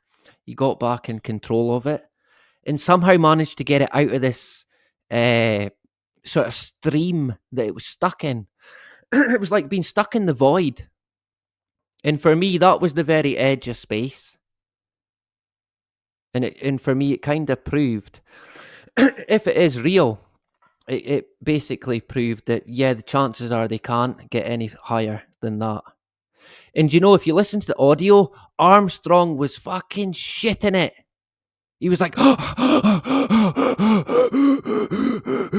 and the grounder talking to him like, it's all right, and right, we've got you this, that, and he's not even saying a word, not a word, man. He's just in complete and utter shock of what happened. Complete shock. And you can tell by his breathing, and that's attached to an oxygen mask. So I think early on we've seen, and I think even if you look at some of the volcanic eruptions, if they're to be believed, you can, and quite a few of them, you see it go so high and then it pans out again. Well, then it won't go any higher, right? So I think a lot of things are out there that point to we can't leave the planet that we're on. And for some people, that's a bit of a kick in the stones. They kind of find that hard to accept. But I'm the complete opposite. I'm happy. I'm content with that. I'm totally fine with that, man. I mean, yeah, that's all good for me. I'm content on Earth. I've never been. Oh, I have been attracted with space, but I've never wanted to travel in space. I've never wanted to travel to the moon. I hate traveling on Earth. Never mind into what they call chaotic space. So chaotic, right? Mm-hmm. Yeah, all them missions and hardly any damage whatsoever. I thought they had asteroids and comets and all that fucking space junk. Yeah, well, incident free, pretty much, which is quite astonishing, right? Although we did have Apollo 13, of course. And, well, I mean, we all know the story there. And of course, one of the oxygen tanks exploded. And originally, the mission was to go to the moon, land on the moon, come home again. Bob's your uncle. Ticker parade, yeehaw, heroes, what have you. But of course, yep, during the night, just after the broadcast as well. And it's like, good night from Apollo 13. Everyone's getting tucked up in bed. And then, boom, news flash. Apollo 13 special. Are they going to get back? Are they going to be lost in space for eternity? Because it was a race against time, seemingly. The oxygen was running out. There was a possibility they would be on the wrong flight path. so they could potentially run out of oxygen, seemingly. But not only that, if they get it wrong in terms of coordinations, they would miss the Earth completely and maybe come back around to it in 100 years. Skeletons, of course. So that was on people's minds. Oh, they're going to run out of oxygen. Oh, they're going to miss the Earth and land in, I don't know, Pluto. Oh, that's not a planet anymore. Mars, let's go with that. So, I mean, they played that. I mean, they made, we mentioned it already, but they made a Hollywood movie about it. If that's not a big red flag, I don't know what is. Come on. They made a Hollywood film about it, man. Honestly. And it was a carbon copy of what actually happened. They never really had to dramatize it in any way. It was just what NASA said happened, right? And so, yeah. And of course, the number 13, it was a bit like, yeah, something's going to happen on number 13. And there was this whole thing about, oh, they launched on the 13th hour, 13 minutes past 13, on Apollo 13, on the 13th. Jim had 13 toes, and 13, everything 13. And I think when you look at that in a kind of occult sense, and I think Bill Cooper talked about it as well. It probably explain it a lot better than me, to be honest. But it's a bit like the rebirth of an entity. So people think they're going to die, but no, they survived and they came back from the dead, basically. Everybody thought they were goners. They lost oxygen. What are they going to do? They're going to have to use the lunar module as a lifeboat. So that's what they did. And people bought it as well. I mean, it's comical, man. When you think about, even when I was growing up in the 90s, some of the best motors in the UK, automobiles, what have you, never would they be perfect. And on the odd occasion, I mean, not every time, but most vehicles, doing a long journey, you're going to struggle. Something's going to take its toll. Your clutch, exhaust, you name it. 1969? Nah, not an issue, man. Battery powered fucking module, send it to the moon. 3 men in it, living in it. For days on end. Travelling through space. Round the moon, on the moon, off the moon, back home. Not an issue. Not a thing, man. And the hardest thing, seemingly, that has ever been done, achieved by mankind, a lot of people say, is Apollo 11. The hardest thing ever was done. First time. Flawless. Right. I don't know about that. I mean, first time. Of course, the NASA apologists say, well, it wasn't because Gemini and Mercury. Yeah. Of course. I'm unsure what came first, actually. I think it was Mercury, then Gemini, then Apollo. And how many did we have? What was there?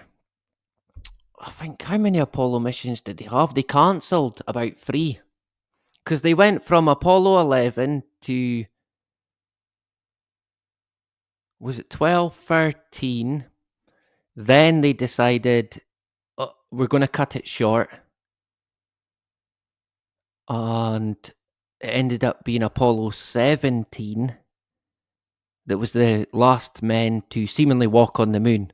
And I think it was Gene Cernan and was it John Young and someone else? But I mean, that one is comical. Absolute piss take. That one, Apollo 17. Just absolute. It was like they didn't even care then. Honestly. It's like at the end of a hard day's work, it's like, fuck it. What does it matter? We've been to the moon and back now. And people had lost interest. So no one really cared. Once they had been to the moon, that was it. For a lot of people, it wasn't even about going to the moon. It was about somehow beating the Russians in this phony, made up space race / Cold War, they called it, between the Soviets and America. I mean, it was a joke. People got conned. We got duped again, man. And history just repeats constantly now. Constantly. And I mean, we're seeing, in that respect, I think Ukraine and Russia, quite a hot topic. Possibly might get into that soon. I think there's a few things to be said there. And I noticed as well, just finally on this, I don't know if anybody's seen it, and honestly, man, it's what a world we're in. Sometimes I've got to kind of nip my own self. Like, am I really here? Is this real? Let's not get started on that. Honestly, because I watched a video, and it was Donald Trump, and he was in, I think, Congress, they call it, and he's talking about, Greenland again. And I thought Greenland, I had mentioned it before, and I'll get to that in a second, but I thought chances are it would just go away. But by the looks of it, it's not going away. And it's quite comical, because Trump came out, in the video, Trump's talking about how, we need to get Greenland, we're going to get it one way or another. We're going to get it. He said we need it in a military sense, but on top of that, we need it to protect the world from a world war. So not only, on one hand, he's saying, well, America needs it to protect America. On the other hand, he's like, and the world needs it, America needs it to protect the world. But not a thought for what the people of Greenland might want. I mean, he's not even mentioning them, because surely they would have a say in that, right? So I kind of think it's not going to go away. And remember when I mentioned, I'm unsure who predicted it, and we talked about it back in 2020. Someone predicted that Donald Trump would be the last president of the United States of America. And I remember talking about it the first term he was in, and it was like, well, if that prediction's true, right? Does that mean America's going to go into Third World War? Is it going to be Armageddon? And of course, Trump, he came and went. And I thought, well, the prediction's not true, because he's came and went, and Biden's president now. But then, of course, we've went full circle, a 360. Trump's back in the door. And the prediction's on the table again. But maybe I was thinking about it in the wrong sense. It doesn't mean the world's going to end or break out into World War III. It could mean it's the end of America as we knew it. Because not only is Greenland being talked about, fuck me, he's mentioned Canada. He's picked on Canada, and I think he was talking about Mexico, and they've also changed the Gulf of Mexico to the Gulf of America. So even just with that, the America we knew is gone now. So in my conclusion, that prediction might actually be true. Trump may well be the very last president of the United States of America as we knew it. I guess time will tell, right? Did I see, is Kieran Boyle in the hood? I seen Kieran got mentioned, but I never noticed.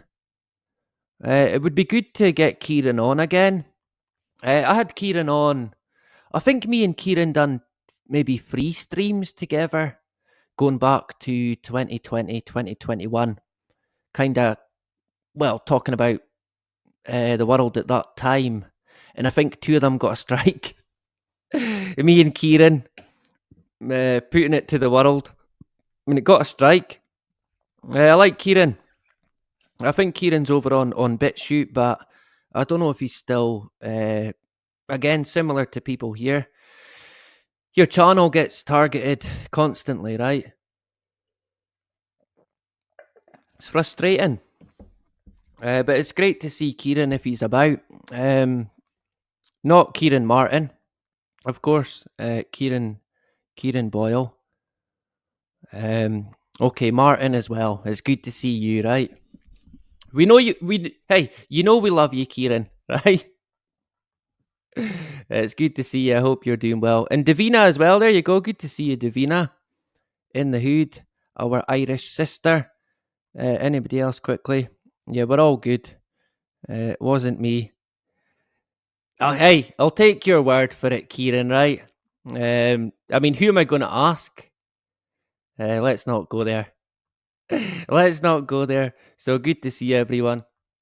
So yeah, that's kind of where we got to. And it was the bottom of this page. Yeah. So we'll continue on. I think when Bill Cooper done it, he missed out. He missed out certain chapters and, well, just certain information. And yeah, I mean, I guess you could if you're. He never said he was reading the whole book. He was just taking stuff out to discuss. And I did think about that, and then I thought, do you know what? We'll just read it. We may as well, because I'll make an arse of it, just trying to pick out different sections. That's too complicated for me, right? But there is more pictures in it to come, which when you're sharing in this particular sense, fashion and format, it is a wee bit awkward. But we'll try our best. The pictures are quite good quality. And there's a lot of good information as well. So it's Ralph Rene, the inventor of the Rene, remember?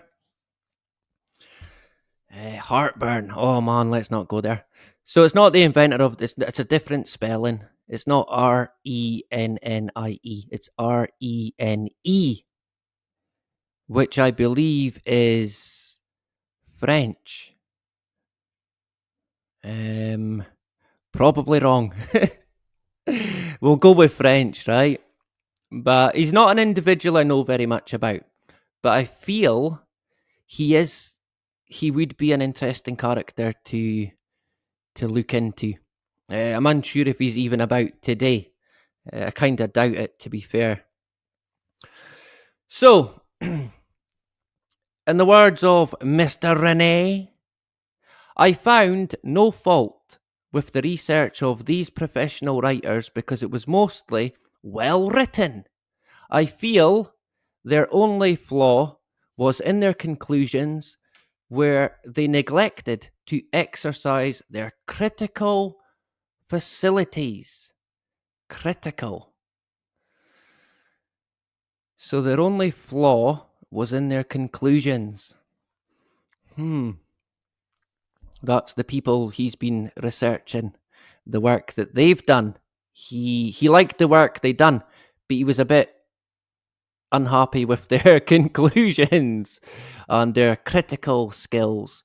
However, it is easy for sincere, honest men to fall prey to professional and unscrupulous con men, especially when the con artists have wrapped themselves in red, white, and blue. I myself was an absolute believer for 20 years. He was a believer. You know, similar to, like Bart Sibrel said, every day he had the poster on his wall as a kid. Totally believed it, totally bought it. And again, going back to the guy that put the comment about Michael Collins, basically the guy tried to say that I did not have a clue what I was talking about because I was under the age of 40. So he was ageist. Right, that's it. I'm phoning the police. I'm phoning the Scottish police. Fucking ageism. And it's like, mate, come on.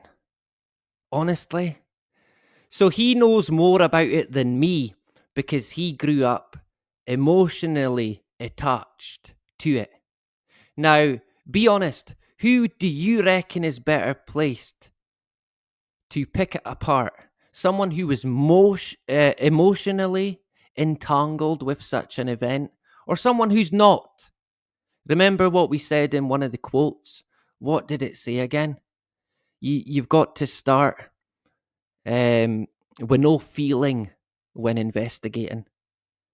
But a lot of these people grew up so passionate, so proud. Mr. America, go to the moon.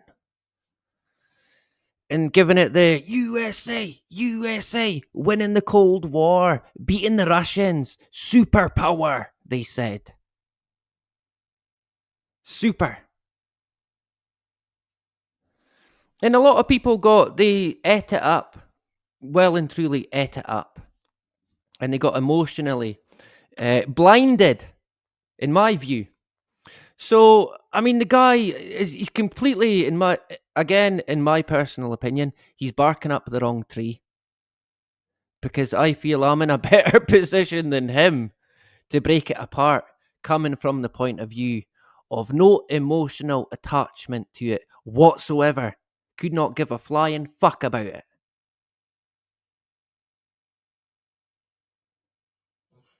And the truth doesn't either. The truth does not care about red, blue, and white, patriotism, fucking you name it. The truth is what it is, and people will either like it or not. That'll be it. So it is. I do like to get people who try and sort of pick away at what I've tried to say or put out. But it's annoying when they're just wrong, right? Of course, I'm right, they're wrong. Obviously. Of course, I would say that. And that's in the video, Michael Collins' Agendas Man, which was the intro. Well, it was the trailer for this stream. But it is on my YouTube, so you can check it out and you can go and have a look at the comment. Like I say, if people want to put comments of disagreement, I'm quite happy with that. If they want to have a go at me, go for it, man. The more comments, the better, right? The more the merrier, seemingly. So, yeah, I thought that was an interesting comment out of the blue as well. Just, I don't know, it's weird, man.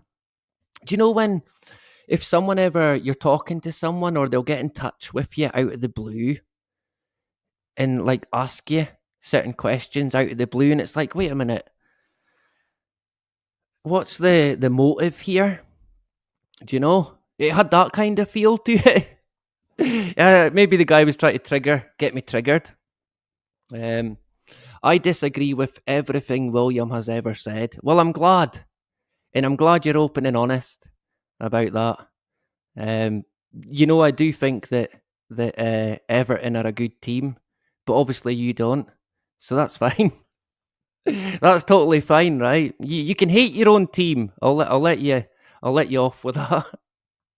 Good to see Toffee, and I will try and keep an eye. Hope the Jacobites are watching. I got called a flat Earth bastard or something the same. Where was that? Not on the last Jacobites, was it? On Facebook. Have we got not audio, Wi-Fi trouble? Oh, I see Celerity in the hood as well. Let me just check. Nah, we're okay. We're all good. Yeah, to be honest, I've been called fucking all sorts of things, man. Yeah. I remember, it's so funny. I remember when I was part of a political party that it was socialist party, basically.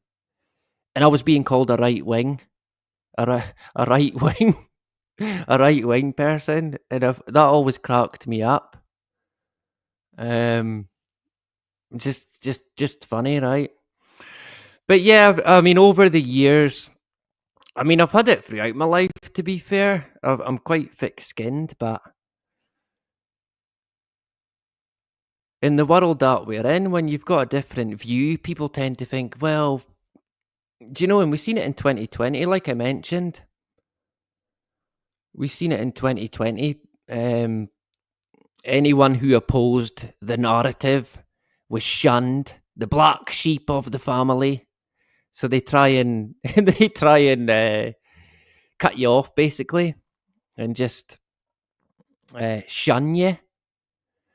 But yeah, name calling, hey, just give it back. When anybody calls you a name, just give it 10 times back. You can learn a thing or two from Kieran Martin in the chat. Or Ulick, speak to Ulick, and he'll teach you. Ulick bullied a panelist into extinction. I shouldn't laugh. Nah, Ulick's a good lad, to be fair. So, yeah. So you can check that comment out, right? And back me up. Yeah, William's right. Of course he's right. He's always correct. Something like that. Don't quote me, but along them lines. Now you watch it, Kieran. You're on thin ice. Mr. Martin. Put you on the naughty step. So yeah, it's there. I kind of feel that I probably will make. I mean, it's called Michael Collins Agenda's Man, because I've done a kind of series, Agenda's Men, and of course it's the usual fucking suspects. But in terms of Collins, I feel there's going to be a part 2 to that video, because yeah, I think if I can show you, it was not just Collins. It was pretty much every astronaut was told, look, this is what you'll say, and that's it. You won't be fucking talking about anything else except from the information we've written down. And I think we've seen that in quite a lot of the interviews that they done. I mean, the biggest one probably being when they came back, seemingly, from the moon. And they looked like they had just killed someone. It's like, I thought they went to the moon. I thought they were meant to be happy. Yay, we went to the fucking moon. First man to walk on the moon. Take that. Calling out all your teachers who said you would amount to nothing. Giving it the big, I am. You can imagine, right? Imagine the swagger coming into the stage.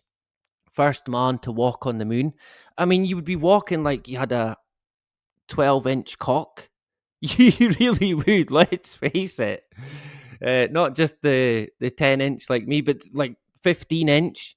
You'd be walking like you were on top of the moon, if you pardon the pun. You would be oozing from you. Your face, you would be ecstatic, surely. Surely you would be ecstatic. I mean, honestly, you'd genuinely thought they had just killed someone. their faces, their body language, the tension in the room at the start. It was weird, man. It was so awkward as well. So awkward. And every time I look back at that, I look at Neil Armstrong and Buzz Aldrin, and I can tell you right now, they did not want to be there. They simply didn't. But for some reason, they had to be there. So I kind of feel maybe there's more to Buzz and Neil than we know. And they had a thing or two on Buzz and Neil. Because they got used and abused like fucking circus monkeys. Circus monkeys, man. But not Collins. He got let off. He was allowed to just do his own thing and disappear. I think at one point they tried to say, which I haven't seen any evidence to confirm it, but basically NASA said for a long time after Apollo 11, Collins he had to learn how to walk again. Honestly. So something happened. He went.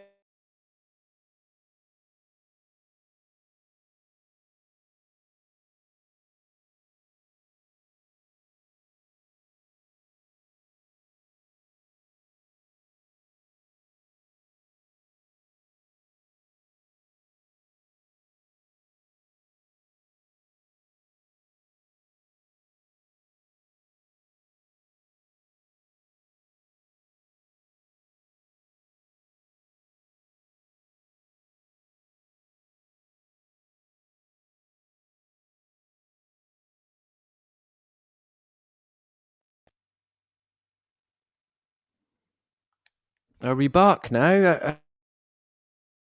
I mean, honestly, state of the art. Invite a guest. No thanks. Unless anybody wants to come up and read it. Maybe Paul could come up and what have I done now? I still don't even know if it's working. Are we back now? Honest to God. Yeah, anyway, what was I saying? Aye, Collins seemingly had to learn how to walk again. So he was out of the game. Oh yeah, sure. I mean he seemed to be walking fine when he came out of quarantine and stuff like that. So I don't know, maybe it must have happened later. But that was word on the street. There was always an excuse for Collins not to attend. I mean, even certain anniversaries, he just was a complete and utter no-show. I mean, he clearly did not want to be there. And he didn't have to be, but the other two, the monkeys, the circus monkeys, heroes in the eyes of the sheeple, but probably the complete opposite, to be honest. And ain't that just the world that we're in? So I think we're okay. I think we're back. I don't know what happened. Gremlins, yeah, probably. Probably. They've been drinking water. Tank in the hood as well. Not Frank the Tank, just Tank. Good to see you. And let me just double check we're still. Oh, Letitia as well. Happy days, good to see you. Seemingly we're still going. Remember to, what is it? Like, share, subscribe, comment, share it, post it, record it, download it, love it, like it, smoke it, drink it, all the good stuff, right? Remember all that shit. And yeah, seemingly that helps, but I don't know. The channel's on thin ice, but seemingly, I think, as far as I know, we're still on X. We've got people on X, and we've got people on YouTube. So good morning from Bonnie, Scotland. It is indeed 5 minutes past 12 in the wee hours of Murrayshire. Capricorn 1, yeah, classic. What was it? Richie Allen done a thing where he asked people to come up with call signs for a Russian aircraft. No, not a Russian, a Irish aircraft, because they were. I mean, to be honest, I mean Richie is Irish, and he was kind of taking the piss out of the Irish military, which is up to him. He's from Ireland, but he said, "Oh, does anybody know a good call sign for a an Irish aircraft or craft?" And I said, "Yeah, I know one or two." And Leprechaun 1, who was the first one? Leprechaun 1 and Spudnik, which was my personal favourite, right? I mean, hey, I'm here all week.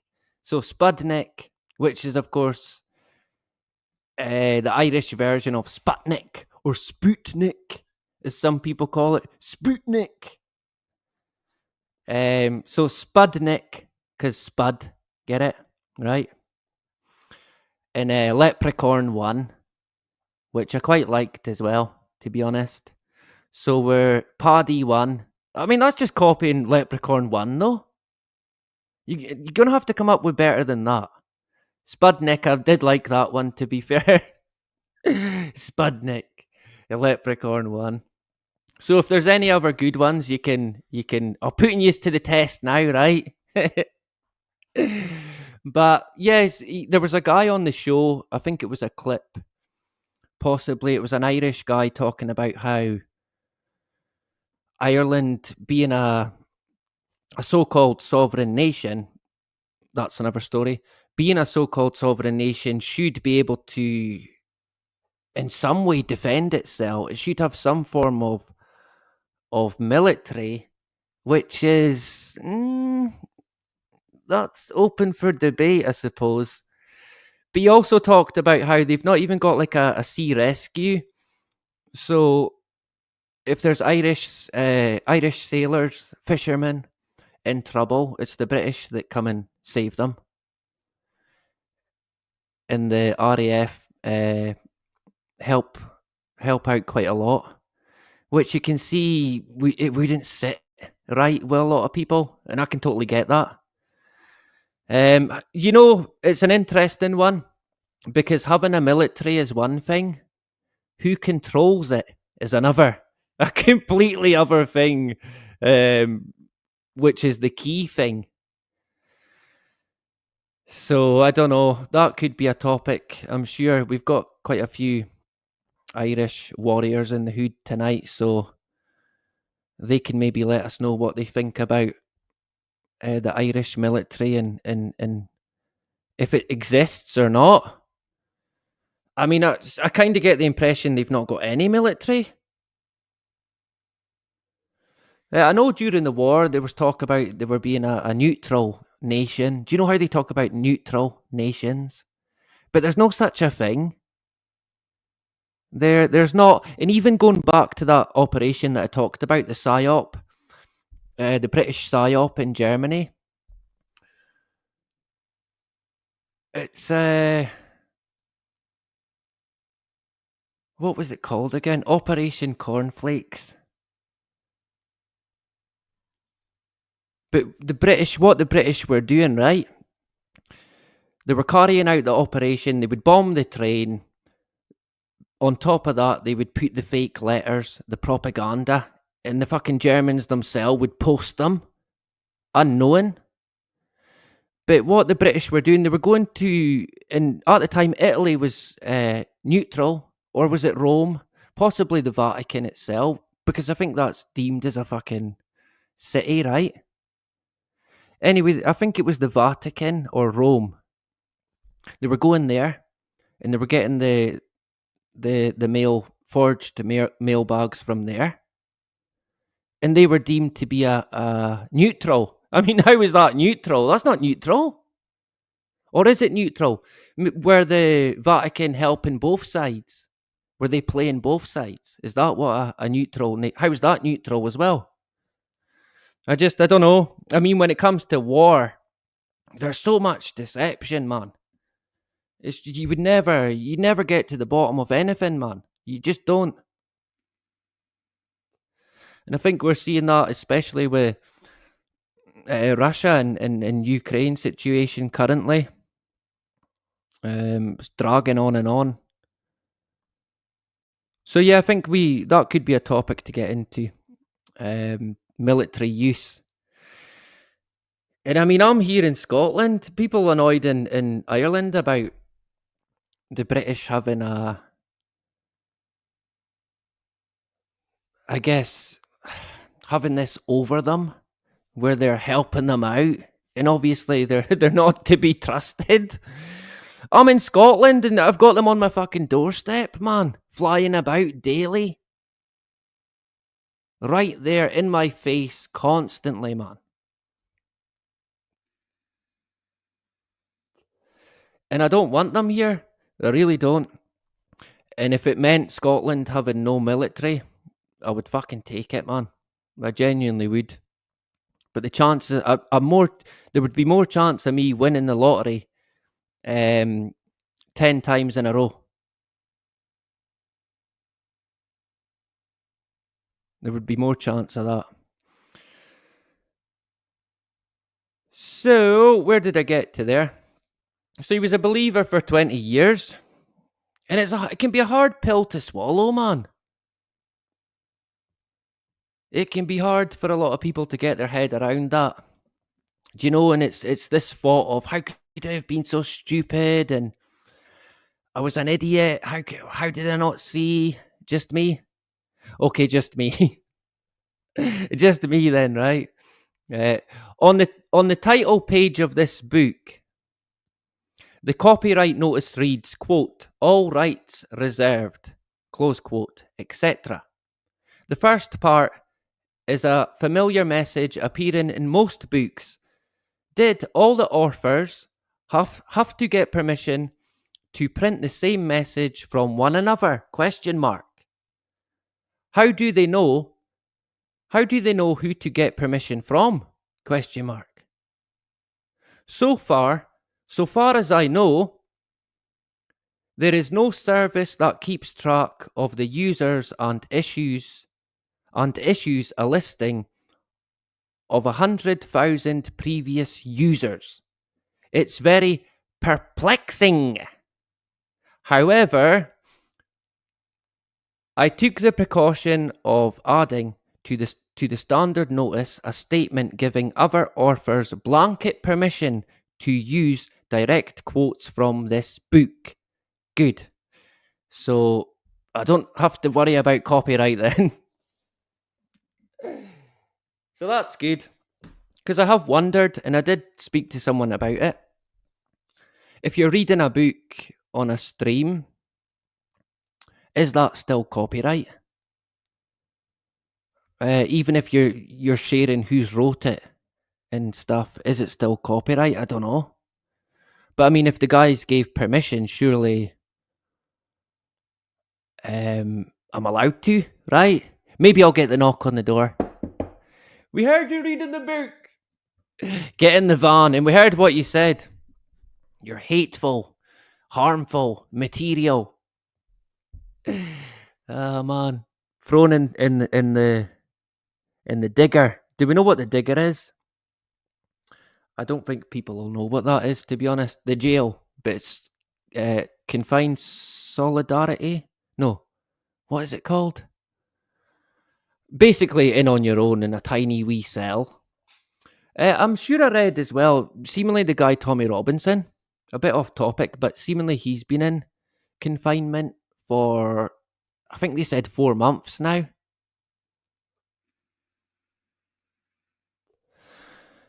And in the past, I've looked into situations where you research that's been done on isolation and being locked up. And anything longer than 2 weeks is not good for the brain. 3 weeks, 4 weeks, 5 weeks, 6 weeks, 7 weeks. Serious danger of psychological damage. Months, 3 months, 4 months. I would say that is in the severe danger level. I think at that kind of time, you probably, if it's true, you're probably not coming out the same person. Across the board, even in some fucking dodgy countries, they won't do it any longer than a few weeks. It's a form of torture. So I think I mean, Tommy's not a guy I follow. I've got nothing against the guy. But he's not the guy that should be in there. There's plenty of people I could think of right now that should be in his fucking shoes. Plenty. And I mean, Tommy's not a guy I follow, and I've not really got time for him, but he's not the one that should be in jail. He's not the one, man. We know who should be in the fucking jail. And I'd put them in confinement for years, man. For what they've done. I could think of plenty of names right now. So I don't know. Some people might follow that guy, but by the looks of it, from the information I've, it does not look good, man. So I don't know. I don't know. Not a place you want to be. But I mean, what would justify being locked up in that state for that amount of time? I know there was a guy. I think there's a record. It's like 20 years, but he was a cannibal. He would fucking eat you, given half any chance. Split second, he'd bite the face off you and eat you, man. I'm sure he holds the record. And it was like 20 odd years. I mean, imagine what your mind would be like then. I can't live with myself for a minute. Listening to myself. Never mind fucking months on end. So I don't know. I mean, part of me kind of thinks, but is he really in solitary confinement? Is there people who have seen him? I don't know. Some people say we all choose our own path, so who knows? But that, I guess, for a topic for another day, right? But yeah, a lot of people they it's hard for them to drop this belief of this like patriotic belief that we won and we beat the Russians. Do you know all that? You have to just drop it all once you find out. Oh, wait a minute. Yeah. So he took the precaution and added a statement. But I remember reading, and it's weird. I remember reading on, in particular, YouTube. Excuse me. You can still get a copyright strike even if you've got permission to use it. And it's like, wait, what? Who died and made you the fucking king? So you get permission to use it, and it's like, nah, but YouTube's not giving you permission. Come on. And that's in their YouTube guidelines. Quite comical. Talk about tyrannical, right? Yeah. So, what happened there? Let's see if I can make it a wee bit bigger. He said, it's not playing ball though. That'll do. So, yeah, okay. Trying to get permission even from various publishers is an exercise in futility. I send certified letters. After 5 or 6 weeks has passed, 2 out of a dozen or so responded. They used the sash I provided to forward me a questionnaire asking simplistic questions. They wanted to know how much the book would cost, how many copies, What would be sold? Where would it be for sale? Etc. Yeah, you can imagine, right? I enthusiastically sent back all the answers, all of which consisted of, quote, I don't know, close quote. Another publisher informed me that the rights have been reverted to an English company, which I also contacted. Years have passed, and I never received a single permission. Shock horror. Yeah, put that one to the bottom of the pile, right? Interesting. Just let them print it anyway, and if it's that bad, we'll pull it on copyright. Quite fly. This dilemma is a fairly new phenomenon. Remember, this is early 90s. This dilemma is a fairly new phenomenon. On the publishing scene. How can one freely critique a non-fiction book if one needs permission to use quotes which is never granted? Good question. By the simple act of not sending permission, they keep others vulnerable to lawsuit, of course, and protect their, quote, product, close quote, from scrutiny. This is hardly conducive to free inquiry of scholarship. How is the reader to know what the original author actually wrote if one is forbidden to quote him? The original law was supposed to prevent plagiarism, not to protect liars. Imagine that. Taking in these laws to, we're going to protect people, protect plagiarism. Yeah. But in reality, though, is it? Or is it to protect the liars, the criminal, if you like? Well, criminals may be too kind. But if this is the way it is now, I stand ready to defend against their lawsuits. Yeah, I wonder if he got any. Let me take a note of that. I'll look into it. Lawsuits. How do you spell lawsuits? Law and suits. Lawsuits. Laws in suits. Get it? I'm here all week. It's fine. No rush. Hold the applause. That's enough. That'll do. That's fine. Pipe down at the back. All good. For example, one of my complaints includes NASA, who has the gall to place the barely legible Lorisi on government photos. Quote, no copyright is asserted for this photograph.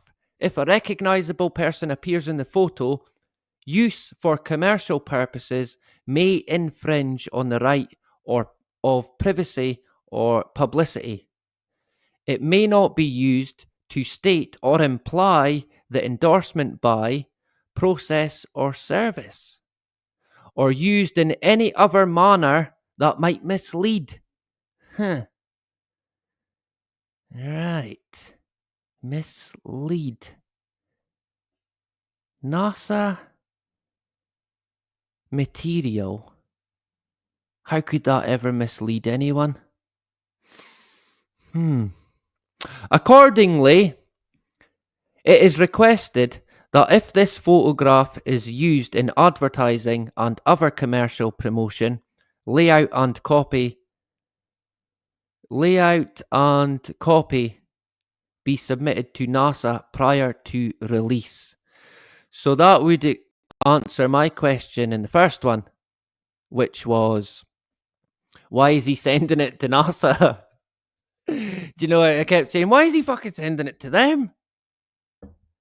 Of course, he was trying to get permission, the go-ahead from the big wigs at NASA. Which I guess, yeah, it would make sense. I mean, they would probably see it anyway, so I guess yeah, just send it. But I don't know. I still feel that I wouldn't. I'd be like, nah. You know what? Get it up, yeah. Get it right up, yeah. And it's all as far as I'm aware, all of NASA's content is public domain. But that might change yet. I think the way it's going, it probably will, to be honest. The way things are going in that respect, even still today, it's murky. And the wrong people are always protected again, still. Still, shock horror. So, NASA, admittedly, has no copyrights, yet they are now trying to impute censorship rights which they wish they had. This blurb didn't exist on pictures Bill Casing obtained from NASA 10 years ago. I must conclude that this blurb was NASA's direct response to Bill Casing's original book, We Never Went to the Moon. And I can't help but wonder what NASA will do for an encore after reading this book. My original guess was that every photo used in this book would disappear from their archives. Or would it be archives?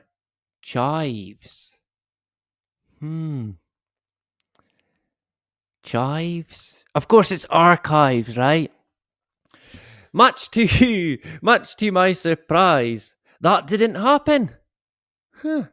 Instead, though, they changed the numbering system and forgot to keep an index of the changes. Yeah. However, with enough persistence, the photographs are still obtainable. And I did actually notice that because there was one photo that I tried to find. I did eventually find it, but it was through reverse search because when I put in the code, it didn't come up. It was like a 404 error. So they definitely did. He's right. They did change it, but you can still find them. And it was a photo. Well, I mean, it gets mentioned, so I won't give too much away. So they done that, and they definitely did. I've seen it for myself. Since 1973, wait a sec.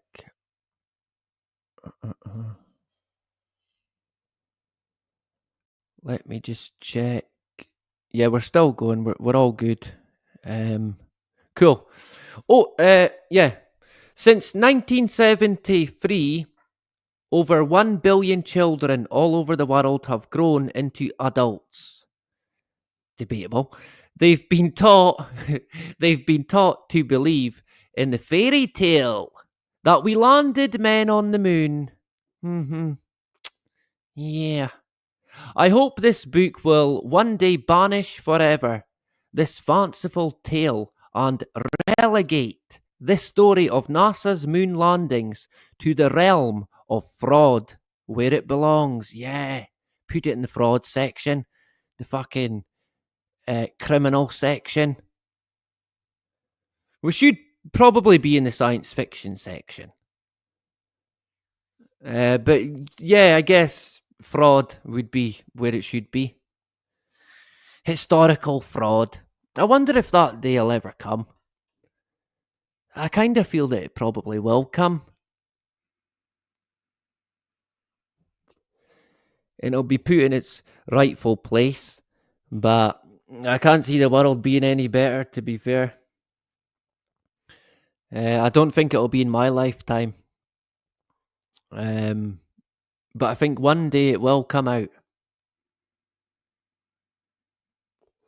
I kind of get the feeling, and Bart mentioned this as well, even if NASA come out and say, yeah, we faked it, people still won't believe them. They'll be like, nah, they're just saying that. Oh, man. You'll be like, nah, they're just saying that, though. Yeah. There's always an excuse, right? Honestly, each and every time there is one. Of course there is. Over a decade ago, I wrote a column called, quote, One Man's Opinion, close quote, for my local North Jersey Mensa newsletter. Quote, imprint, close quote, imprint, IMPRINT, imprint. At the local level, Mensa, which is that fucking IQ group, I think, is primarily a social organisation. Well, there you go. But the qualification for membership is to score in the top 2% of the population on standard intelligence tests. Right. So a little Scooby Dooby Doo. Not the long-nosed ones, I don't think. Ralph Rene, I don't think it would be. But an interesting group to even want to be a part of, I guess. Yeah, look at me, I'm smart. Clearly, I'm part of the Mensa cycle. I wonder what their meetings were like. Oh man, could you imagine? Oh man. Bunch of scoobs, bunch of smart arses that think they know it all. Probably know a lot more than me, to be fair. So, it's a social organisation, and you need to be a fucking smart cookie. Very smart.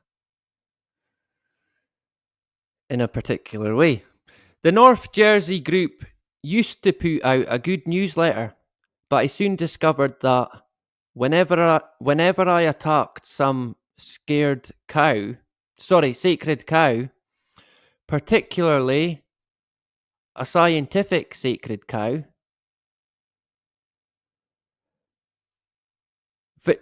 Vertolic knee-jerk responses were triggered from people who were certifiably, quote, intelligent, close quote. Yeah, they react a particular way. I bet you've seen that. I finally came to realise that my fellow Mensans, it's like Masons, right? My fellow Mensans, I mean, it's just like Mason, Mensa, Mensans, that my fellow Mensans were just as subject to failures in logic as the rest of humankind, myself included. Interesting. Mensans.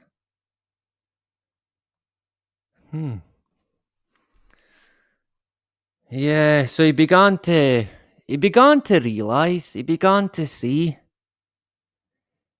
And the more he began to see, the more he was like, wait, you're not seeing this? No one else can see it? And I've had that feeling before. Usually for me, I'm laughing at something, but no one else is laughing at it. And I'm like, why is nobody laughing? Do you know it's like that? You can see it, and it's like, why the hell can no one else see it? That's about you. Yeah. Subject to failures in logic, as are the rest of humankind, myself included. Our, what I call emotional belief system, or EBS. Emotional belief system, or EBS, is the sum total of our inner philosophy. This evolves from the sum total of our life experiences, our personal philosophies. Right. Are basically emotional because much of what we believe is not necessarily logical. Indeed, it may even be contradictory, but nonetheless, we make our decisions and govern our lives accordingly. Yeah. Our personal philosophies are basically emotional because much of what we believe is not necessarily logical. Speak for yourself, right? I think I get it. Indeed, it may even be contradictory. Yeah. I think an example of that might be the guy Darwin. Because he was religious, but he pushed this belief of evolution, even though he never believed it himself. I mean, talk about a contradiction, right? Fuck it, we'll just go with it anyway, just wing it. Our EBS is implanted in our early childhood by cultural osmosis and authoritarian pronouncements. Ooh. We are, quote, imprinted, close quote, by our society's opinions in the same way a baby duck is imprinted by the first moving object it sees after hatching. Right. I think I get it. Kinda getting it. We with it? Everybody understanding? I can't see the comments, but we'll check soon. Much of this imprinting is due to religion, which is one of the great moulders of societies. It moulds it into shape. Yeah. But what happens when these societies collide? Anyone want to take a stab at that? Yeah, not good.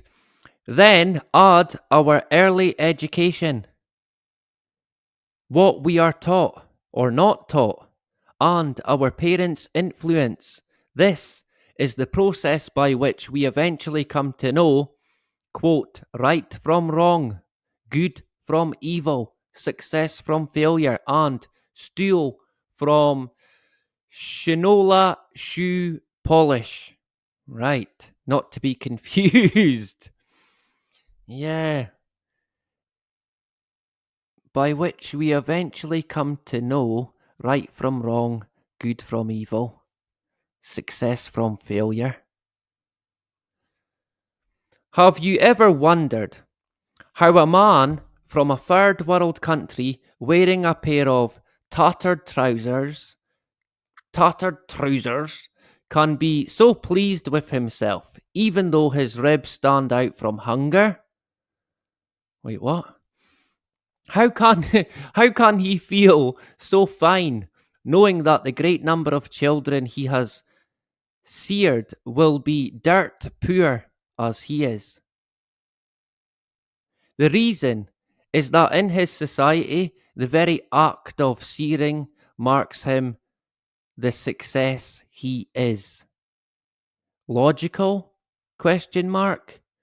No. Emotionally satisfying? Yes. So there's maybe a good example of what he was getting at. I think I can grasp what he's saying.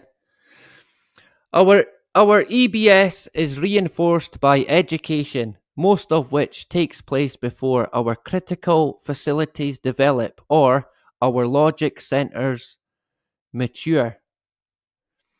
Our imprinted opinions can vary from era to era, from country to country, or from county to county.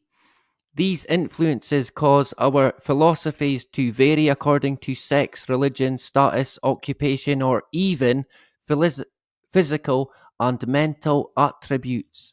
As I said before, EBS represents the sum total of our lives. No two lives are identical, so the fringe layers of our inner philosophies are as individualistic as our fingerprints. Who's all had their fingerprints taken? Come on, be honest. It's been when I had got mine. It was they would clark your hands in black ink with like a paint roller. I think today it's done digitally, but back in my day it was you had the black hands like blackface. A different world then. I'm mature now, but unlike our prince, we are fixed at birth. Our personal philosophy can and does change somewhat as a response to each day's new experiences being filtered and compared against the old. Yeah, comparison is a big thing in people's lives. Comparing constantly, man. I see it. For example, as a member of modern as a member of a modern, mostly Christian society in the USA, we are imprinted with the biblical ab- biblical abomination, quote, thou shalt not kill, close quote. However, in warrior societies, young men train hard for the opportunity to chop up their live enemies. Most women today deplore violence, but in warrior societies, the women seek out the warrior. No bird nest on bare tree, right? Chinese proverb. Learnt it from James Bond. I think it was it was a Sean Connery one. No bird nest on bare tree, right? Yeah. Make of that what you what you wish. So they seek out the warriors, yeah. Yeah, it's like an attraction though that I feel is more on a unseen frequency level, in my view. But that's neither here nor there, to be honest. So I use this dramatic example to deliberately emphasize that the only real difference in people anywhere and any time is to be found in their EBS, which stands for, of course, anyone remember? Probably not. What's EBS again? I think that's when you've got a sore stomach. Emotional belief system. I'm going to be honest, I don't think I'd ever heard of it until I read this. EBS, emotional belief system. Have you got one? I guess we've all probably got one, right? Yeah,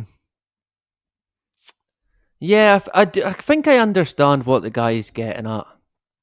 I can see the examples and comparisons gives you a kind of good grasp of what he's getting at in terms of how we're conditioned or imprinted upon, if you want to call it that, programmed. Well, I guess imprinting is programming. Basically, it's the same thing. You imprint or input to your computer, program the computer. Or the human, right? Or as David Icke says, the human. We're all humans. We're all humans now. So there we go. Where did I get to there? I went away fucking back.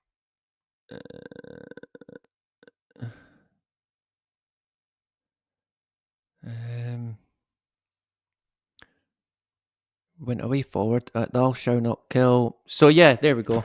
Oh, it's all right. We're all good. Historically, our Western beliefs are to some degree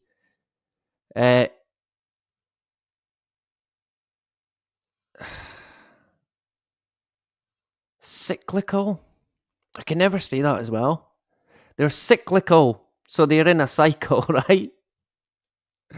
On oscillate, and sorry, to and fro.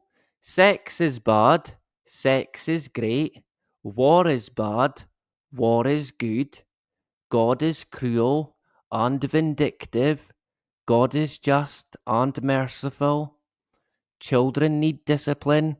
Discipline is traumatic to kids. The poor are deprived. The poor are. Sorry, the poor are depraved. The poor are deprived. The universe is natural or ununiformitarian. It is supernatural or cataclysmic, etc. In most cases, our imprinting controls the operation of our minds for the rest of our lives. Yikes. It's as if our EBS is to our minds as the operating system is to a computer. Yeah, there's a thought, right? Wait a minute, are we just computers? Maybe we are. I'd be like one of the very first computer models. What was it called again? Spectrum. Does anybody know when the first computer came out? There's a good quiz question, that. That's another thing the guy mentioned in the comment. There was no computers. There was fucking computers. And I forgot to even pull him up on that. There was no computers in 1969. Wait, the fucking planet is he from? They had a computer in the module. It was an analog computer.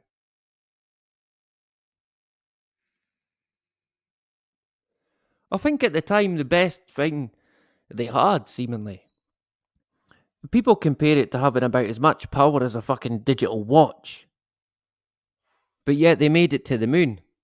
Even Armstrong's son came out and said it had about the same power as a car key fob. In fact, he said a car key fob had more power, more technology than the the instruments they went to the moon with. I mean, a digital watch, a 90s digital watch. You know them ones, the casino, the wee black rubber plastic watches you would get for about £1. Just me. That had more technology than an Apollo rocket. But they did have what they called computers. And I know it was 1969. But NASA had state-of-the-art technology for the time.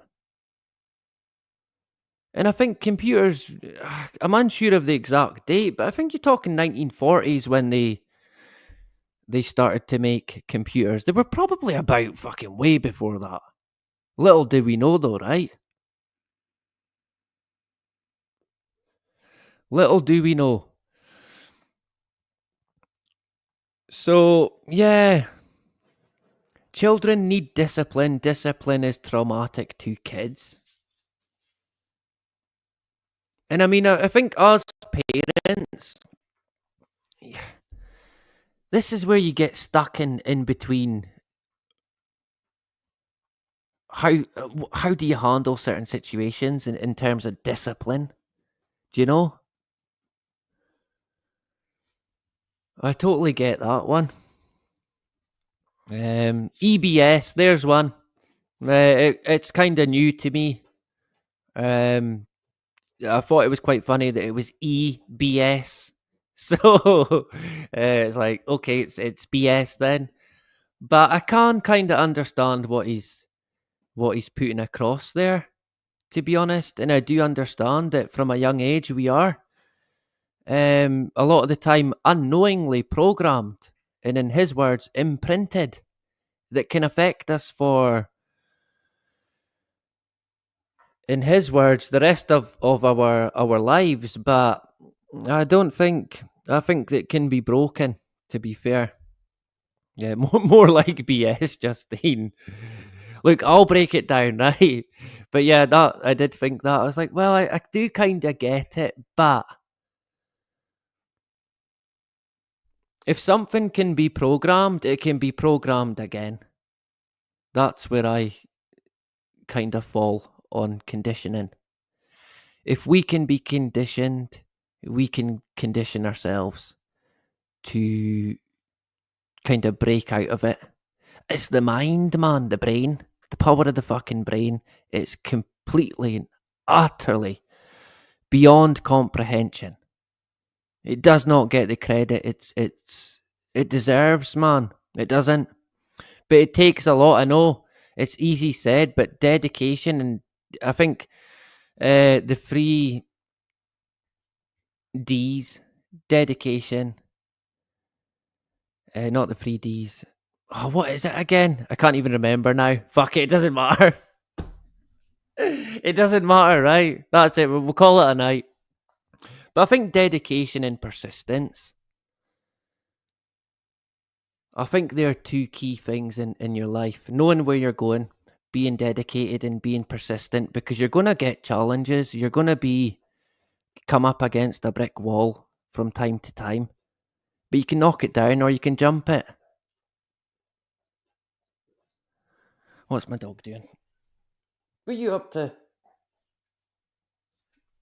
He's already been out, so. But he still thinks he's a chancer, man. He's sitting there thinking, look, when he's done, we can go to the golf course. Should I tell him or will you, right? So we'll do a bit more, then we'll call it a day because we're on the 3 hour mark now. So we're into brainwashing territory. We're into the brainwashing territory now. Ah, well. I guess somebody's got to do it, right? Someone's got to do it. May as well be me. May as well. Hey, why not? We're here anyway. Let me jump back quickly. Yeah, we're still going. We're all good in the hood.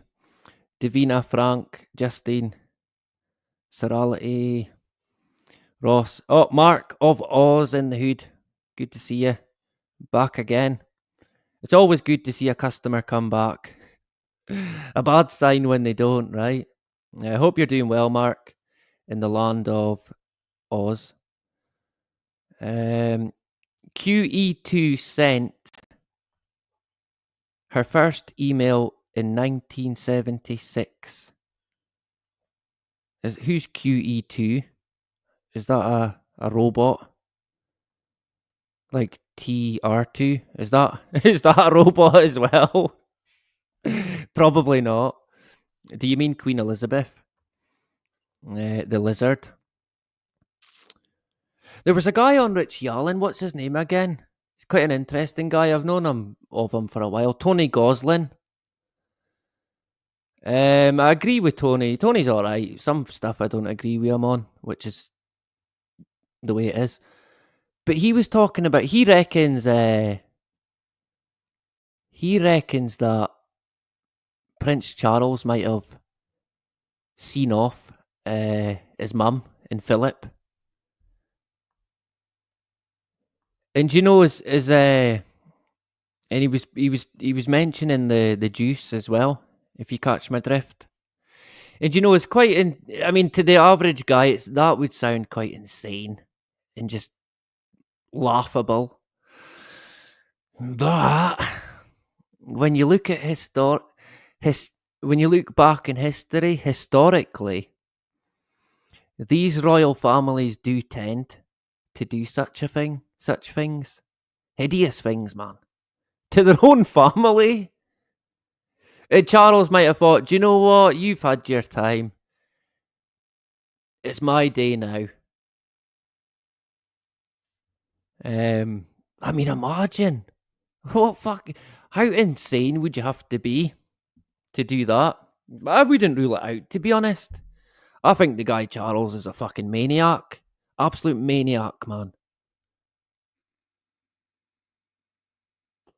In fact, anybody pushing the climate agenda is a maniac. Guaranteed. So yeah, we're all good in the hood. What's Paul talking about? Look, Paul, no one wants to know what you wear at night. Keep that to yourself. I mean, why are you telling people what you wear at night and tried to pass it off as someone else? Shocking. Expect better from you, Paul. Honestly. Now go and get a change and get a bottle and get burped, right? So we'll go a wee bit more and then we'll. The ship was named. Oh, yeah, the QE2. I should have known that, actually. I did know that. I just forgot. I just forgot, right? So, yeah, the QE2, the ship, the Queen Elizabeth. Did they not make a new one of that or something?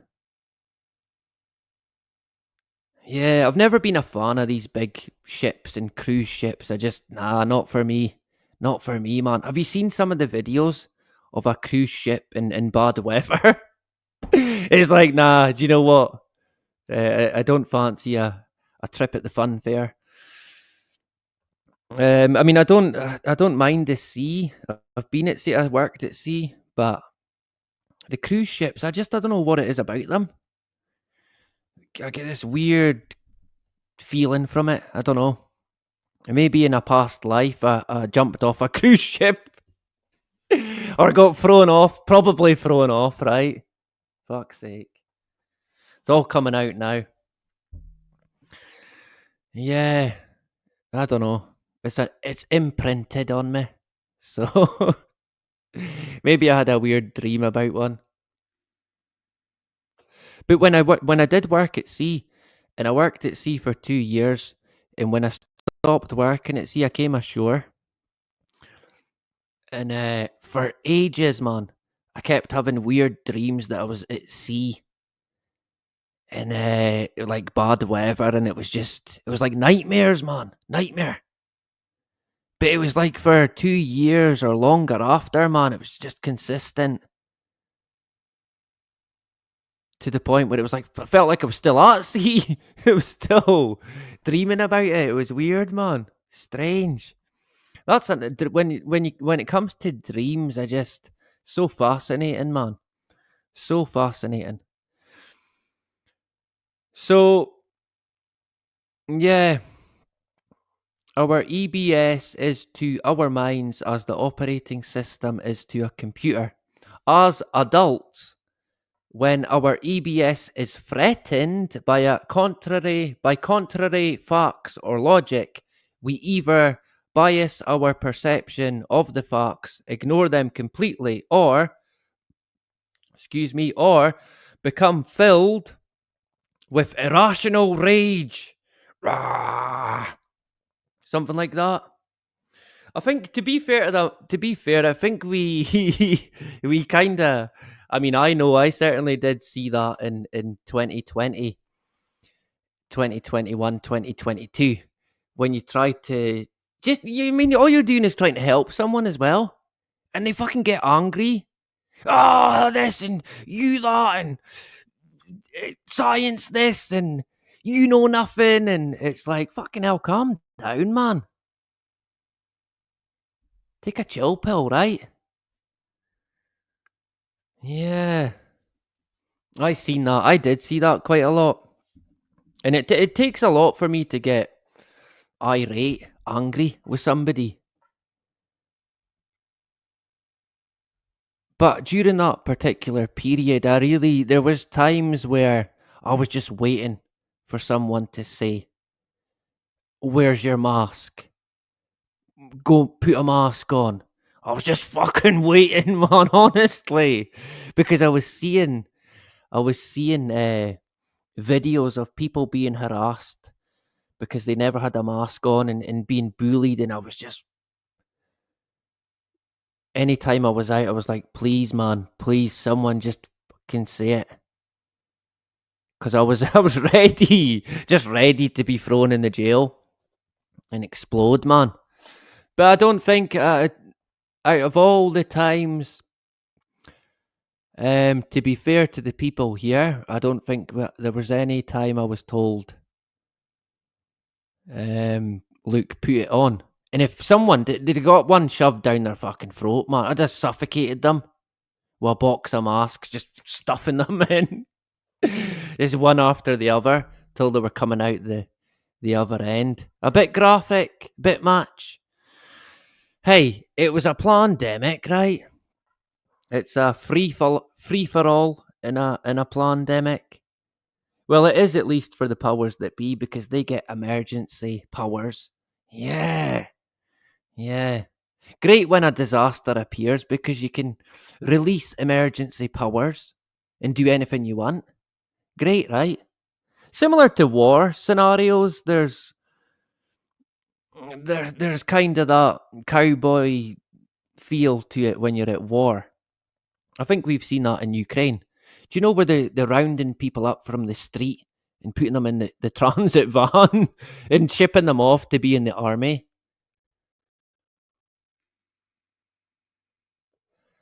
I think we're seeing that in Ukraine currently. Good old Ukraine, right? Yeah, sure. So, yeah, filled with irrational rage. Whether longshoreman or philosopher, anything that threatens our rice bowl, pride, prestige, or EBS will be met with one of the above responses. This is an intensely human reaction. Hmm. Is it though? Is it a normal reaction though? Is it to me, it's not a normal reaction. Um, some of the reactions I seen from people, it was like they were possessed. They were not quite themselves, to be honest. They were under a hypnotic spell. That's what it was like. In many ways, to be honest. Our EBS is capable of modification only to a small degree. Change mainly depends on the subject matter and the logic of the person involved. The old saying, you can't teach an old dog new tricks, derives from this observation because changes are usually slow and very limited. Neither brain nor computer can function outside the limits imposed, whether it's the EBS in a man or the operating system in a computer. EBS governs what we are allowed to think about, what logic we may use for decision making, and what facts we may consider. Hypnosis is an excellent demonstration of the usually temporary distortion of a person's EBS. That's interesting. The hypnotist, by modification of the subject's sensory input, enables the subject to believe he sees or hears only what the hypnotist commands. The hypnotic subject may also be given input that is contrary to reality or logic, yet he will still accept that input. Yeah, hypnosis is a fucking weird one, right? I remember growing up thinking, nah, it's a load of bullshit, people just pretending. But people can't actually be hypnotized. Which is, and not everyone. Do you know when, I don't know if anybody's ever been to it, but my brother and my mum and my mum's boyfriend at the time, they went along to a hypnotist. It was like a big event in the town hall, and everybody stood up, and he done his thing, and then he told everybody, right, sit down. But if you were hypnotized, you never sat down, you stood up. And my mum's boyfriend wouldn't sit down, and he was hypnotized. And do you know what? He was similar to me, did not believe it at all, not a bit.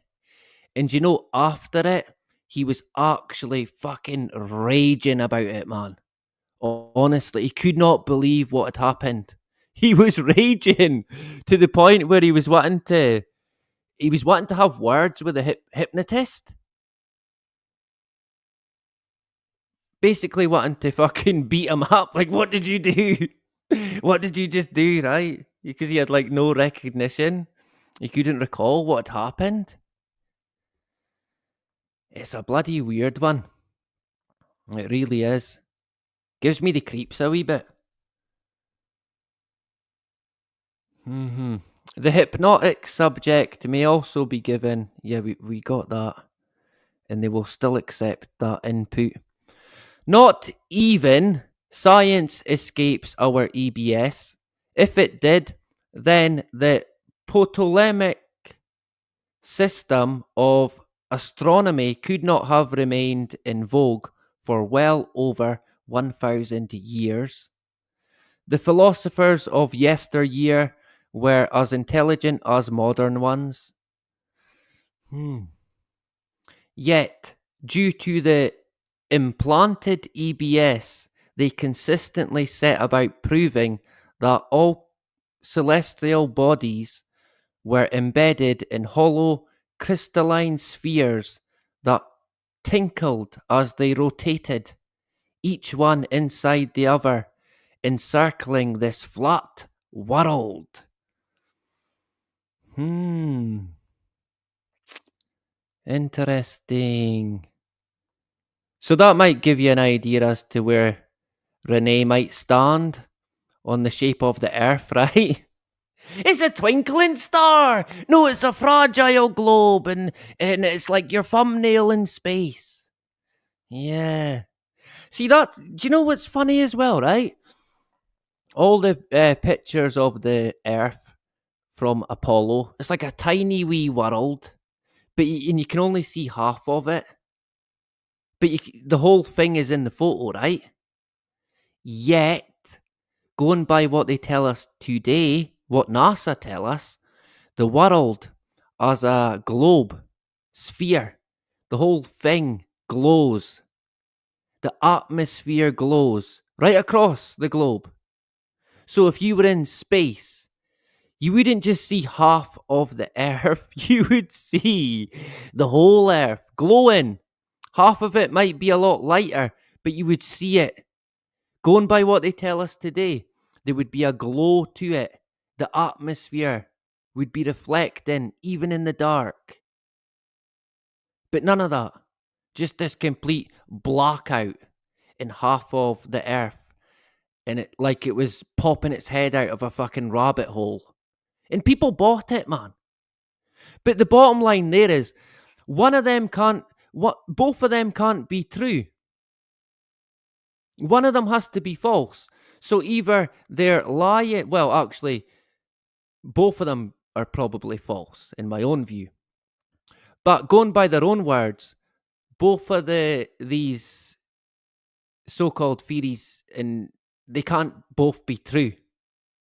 It's either shining as a sphere or it shines as half a sphere, because that's what we got from Apollo.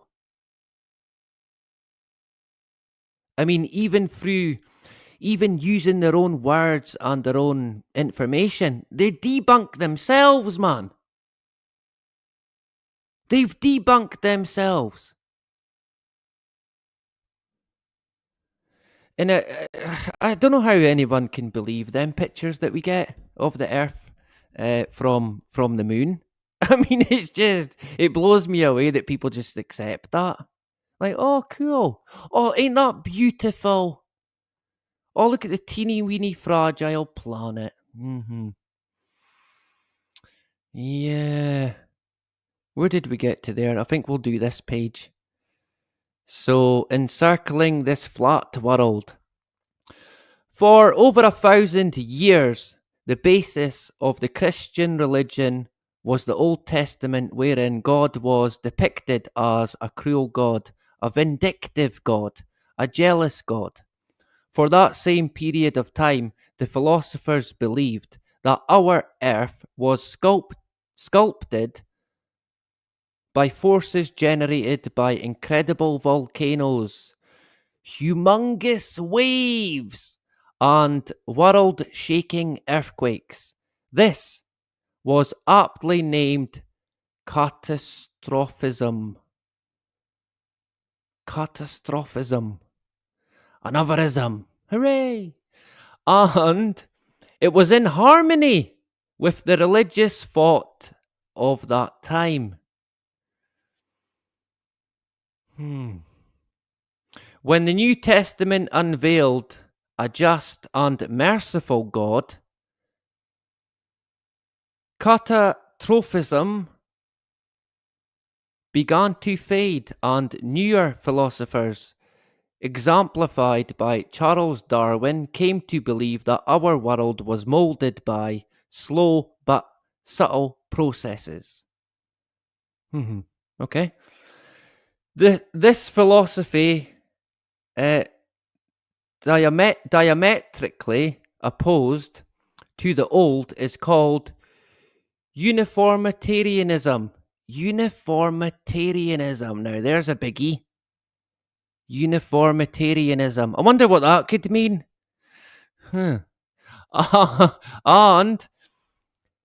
And it too is in harmony with the religious thought of our time. Experts of every denomination, whether religious or scientific, do not always espouse the truth, even if they happen to know it. Harmony between philosophy and religion doesn't necessarily give us the truth. As I said at the beginning, people have great difficulty in reconciling facts anomalous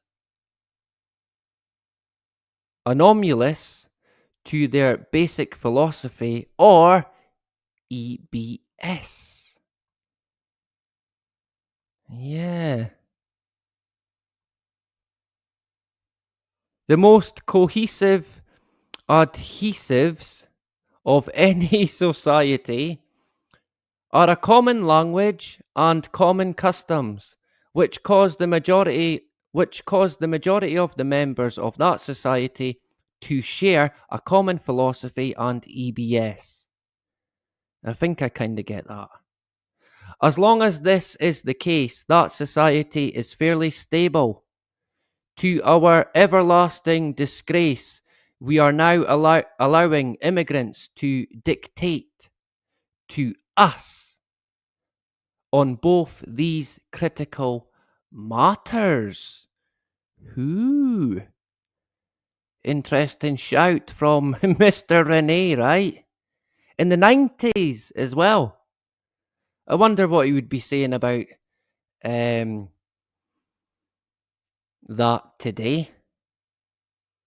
Yeah, that would be interesting. So I think that's where we'll continue on Sunday, right? And it, like I said, it got a bit off topic, a kind of philosophical. I still can't say it. Oh man, in a philosophical sense, we got into a bit of philosophy. Yeah, it's interesting what he's saying. I kind of get it. A few bones to pick with it here and there, but yeah, I can see what he's getting at. I can certainly see what he's getting at in the last paragraph. Common language, common customs, which caused the majority of the members of that society to share a common philosophy and EBS. But what happens when you disrupt such a thing? What's going to be the outcome there? So that is pretty much your whack for today. And when we come back, there's a wee bit more, then it gets right back into debunking the so-called moon landing. But I thought, I could have easily just missed that out. But I thought, nah, I don't think it's fair to just take parts from the book. So we'll give you the full picture. And it's not a gigantic book. So after some of these streams, you might think, yeah, I'm gonna get it. You can download it for free, to be honest. So maybe you. I mean, I do prefer a hard copy, but I've not got it on paper. So there's an idea for a birthday present, right? Hint, hint, nudge, nudge. May the 15th, Talbanoki's birthday. Send him NASA Moon America. Right? And a blank check as well. And the pen to write it out. Okay? Yeah. Yeah, I would like to get it. I would like to buy one of the older ones. The original. I wonder if it's been changed in any way. Might be an idea to get the one of the original second hand and then buy a newly published if it still is being printed and compare. Rotary, someone I would go to war with. Don't take away our freedom. Who, me? You're alright, I won't be taking it away, you're alright. My dog's having a mad dream. I don't know if you'll hear him.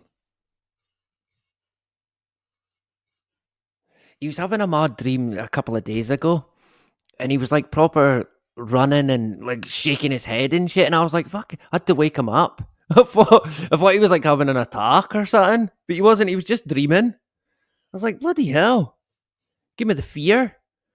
But he was all right. But he's away in a mad dream. You might hear him. Meet who? Oh, there he goes. He's singing now. Oh my god. I wonder what he's doing. In fact, let's not. Let's not wonder.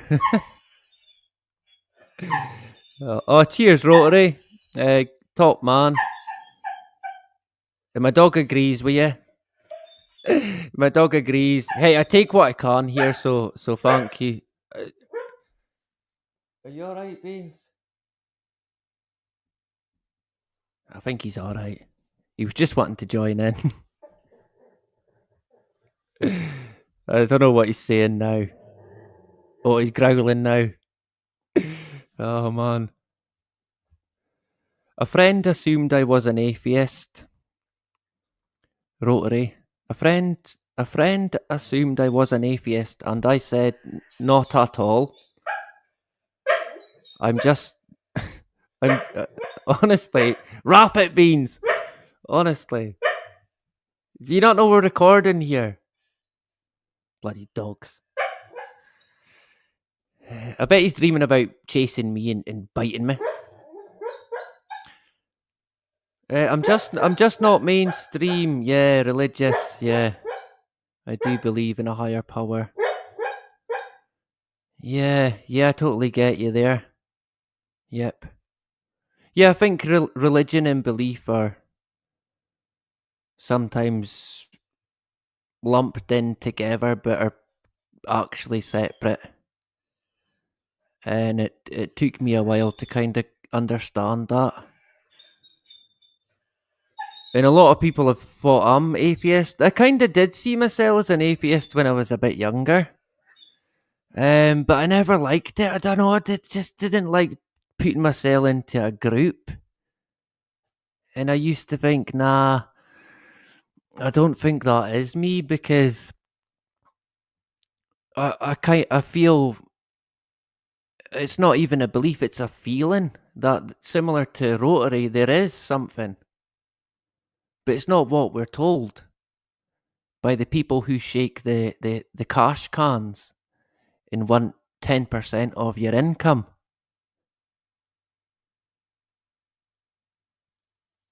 And I guess you either feel it or you don't. But I think things have happened in my life that have, or things can happen in your life that can in-tune you, if you like. But for me, I don't doubt there is a greater power. What it truly is,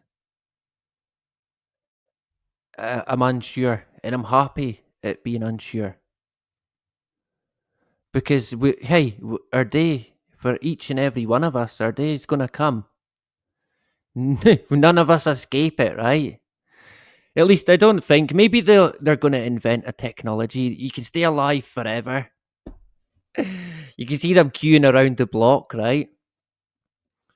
I can't used to kind of think of the future being like that, but it's the complete opposite. What we've got suicide pods, killing machines, and that always I always think about. Remember Futurama, the very first episode of Futurama. I think it came out in 1999. In the pilot episode, the main character Fry, the guy from the 1990s who travels into the future by accident. He falls into some sort of time capsule, and there's a mistake, and it puts him forward 5,000 years. I think he tries to put it 5 minutes, but it ends up being 5,000. So he goes something like that. He goes forward in time thousands of years. But in one of the very first scenes, the guy Fry meets a robot called Bender. And Bender is in what appears to be a phone booth, a phone box. You know the old phone boxes? Well, we've still got some here. But it's not a phone box, it's a suicide booth. And you go in it, put money in, and it's got all these weapons that come out and make sure you're finished off. I mean, I'm laughing. It's in a cartoon sense, and at that particular time, it was funny. But fast forward to now, it's like a actual thing,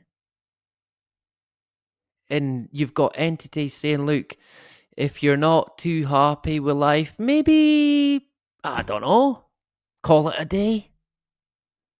How about that? Rather than actually trying to fucking help someone out. Nothing to be said for that. Or how about we help the person? How about we help them to have a better life where they actually want to live? Nah, fuck it. We'll just help you see yourself off. 2024, eh? 2025, yeah. The future. What a world, man. What a world we're in now. I mean, how far away are we now to Soylent Green? Just around the corner, right? Hey, on a lighter note, and I guess on good news, it'll soon be spring, so that's good, right? Surely that's good. I seen a comment there. Atheism is religion. Do you know what? That is something that I thought as well back in the. I think maybe you're talking 2010, 2009. Not long. I came out of school 2004. But I seen it. Do you know? I kind of thought of it as a religion, but I more seen it as a cult. That's the kind of impression. The more people that I met who claimed to be atheist and stuff like that, I thought, fuck, I'm nothing like you, man.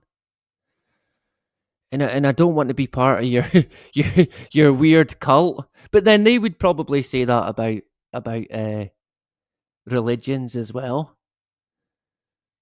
So I don't know. I guess everyone's got a place to a certain degree, right? Except from me, no category. The black sheep of the world. I think there's a few of them here, but we're happy. We're content. We keep going. We don't bend. We don't break. No fear. Snowpiercer. Yeah, exactly. That is it. The back of the train, right? Of course, again as well. Talking about societies, it's all kind of class divided. And you see that in the towns and cities. You've got the poor, the council estate, people trying to get out of it. You've got the people who they're maybe a wee bit well off. They can buy their own home. I mean, I kind of want to call them working class, but a lot of that working class aspect because in the UK in particular, you've got, and I hate the term working poor. They call it the working poor. So people that are working class, but they can't fucking pay any bills.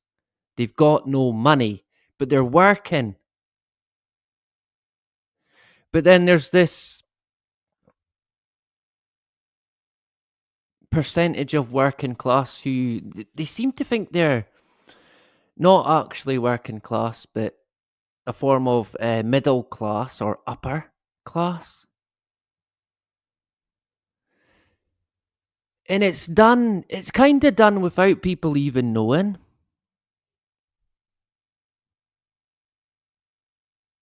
Whereas they'll stick to people who, or they're similar paychecks to themselves. You won't see them with anybody who's poor or not got any money or anything like that. A lot of the time we're divided and we don't even see it. We don't see it. And one of the worst things for me growing up is seeing the kind of dismantling of community spirit and unity.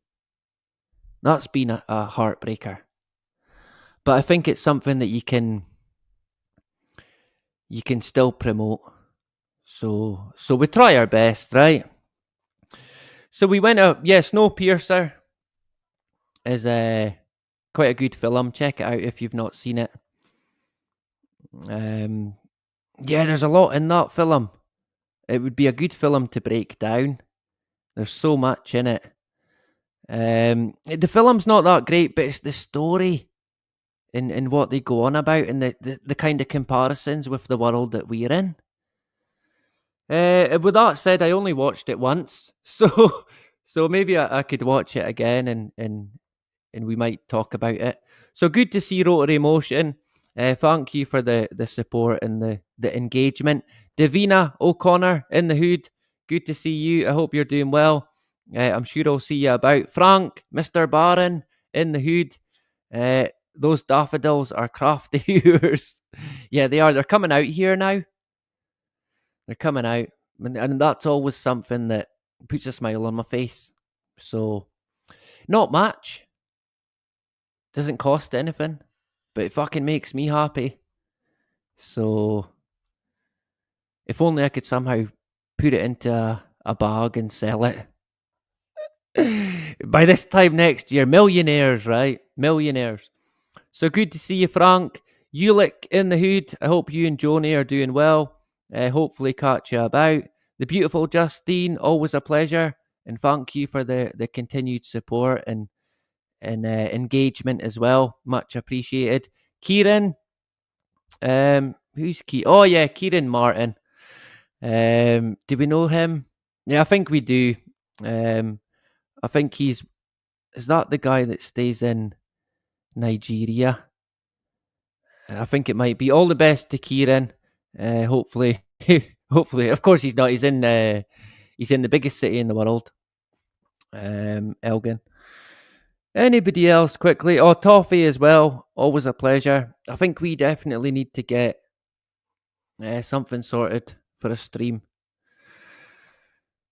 Definitely near future. I hope you're doing well. Good to see you. Our English brother in the hood. Ross as well. Our Scottish Ross. Good to see you. Rotary as well. Thank you for engaging and sharing. Much appreciated. Frank, Davina, Toffee, Rotary, Ulick, Joni, Frank. All good. Oh, Mark as well. Good to see you, Mark. Take care. More return customers than previously thought. It's got the syndrome, man. Got the syndrome. Do you know, it was a brief thought the other day. I was thinking about the Friday fix. And I thought, I wonder if I could maybe combine the Friday fix, meme of the week, and than previously thought syndrome in one show. I don't know. Because it was For a long time, it was kind of like the bread and butter of the channel. Meme of the week and the fix on shit. What did I say again? The syndrome. I mean, the syndrome is my claim to fame. I mean, I called it out. It's my claim to fame. I'm taking it, man. So that's something that I'm maybe going to look at. I think combining the free shows could make it action packed. And it would bring all three back, but in one 20-hour show. You can do it. Yeah, I'll take your word for it, Justine. I think I'll have a think about it because I'm unsure as to what it could be called because I don't think it'll be on a Friday. I mean, it's just I've hardly thought about a name, but the first name I thought of was calling it just calling it the combination because it's a combination of the three shows, and it's a different name. Do you know? Oh, what's the combination? So that's the only name I've came up with so far. The combination, which is probably a terrible name. Can get them off. Combi Max, yeah, I quite like that. Combi Max, but I just thought plain and simple the combination, which would be the fix, the meme of the week, and the syndrome. I think I'd probably do it. The fix, the syndrome, and then finish on meme of the week, which is quite light-hearted. So I'll put my thinking cap on, and we'll see what happens, right? God granted. So great to see everyone. The Talbanoki Marathon Mix Fix. Fucking hell. Look, I already get it tight for the name handle being a sentence. Why is your name it's too fucking long? It's like a paragraph. You know, the amount of times, man, people have said, oh, I can't say that. It's too long. It's like it's a fucking sentence. Are we that bad now? People can't even say, oh, that's too much. It's too much. So, of course, we abbreviate to Talbanoki. And at the end of the day, my name's out there. It's common knowledge. It's infamous. So, William's fine. And I've got no issues with telling people my name. Is it my real name, though? Ah, now there's a question. Leave on a cliffhanger. Out the door. It is. I have got a middle name, but I don't think I've disclosed that. So it's a mystery, right? I'll leave it up to you to guess. It's not a fancy one, but yeah, I named it. I've talked about it before. I'm like the fifth of my name. So what was it? It was my great granddad, my granddad, my dad, then me, the fourth, William Henderson, and then my son is number 5. What have we done to the world? 5 me's. Oh dear. So yeah, it's been great. The Scott bot over and out, right? So did we get any other call signs for a Irish aircraft? Are we sticking with Spudnik in Leprechaun 1? I think they won it, right? I'm the winner. I won my own competition. Going to be questions asked there, right? It's a fix. Yeah. So, great to see everyone. What was your family's professions? Well, my dad was an ambulance driver. And my mum Do you know this? I don't even know what my mum done. Well, when I was growing up, she cared. There was three boys, so she never worked. But before that, I think she worked in a care home, as far as I can recall. But my dad was he done a lot of driving. Um, in his later years, taxi driving, and he always said to me, and I've mentioned it before. He always said, "Look, William, whatever you do, don't be a taxi driver." He was adamant that it was not a good idea. Some taxi drivers they enjoy it. My dad not so much, but it was after so many years. I think it ground him down,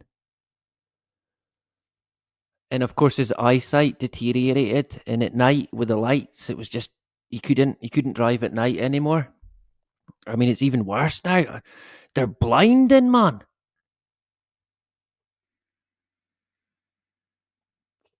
So good to see everyone. Oh, your dad drove taxis as well. Interesting. Cool. Did he say to you, "Look, Rotary, whatever you do, don't be a bus driver"? Right. It's funny. There's two things my dad always said to me: whatever you do, don't be a taxi driver, and whatever you do, do not have children. So far, I've managed to stay away from one. Who knows? Maybe one day I will, and I'll be saying it to my son. Look, whatever you do, don't be a taxi driver. I should have listened, right? I should have listened to my dad. So yeah, good to see everyone. I did always listen to my dad, but it was implementing what was said. That was the thing. Because I did listen, even though he'd say, "Well, I told you, but you clearly didn't listen," and it's like, "Well, I did, but I just didn't follow through with the information." Just me, obviously, just me, right? As an owner, just finally, as an owner of a taxi business, I can confirm, don't be a taxi driver. I avoid driving as much as possible and just man the phone. Yeah, quite right. It's all right if you own it, I suppose. If you're the boss, you can just pick and choose. That would be great. That would be ideal. I'll just do the phones tonight.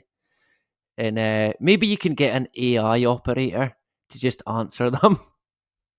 Just get Chat GPT to fucking answer the phone. In a like Sean Connery voice. But yeah, that would be cool.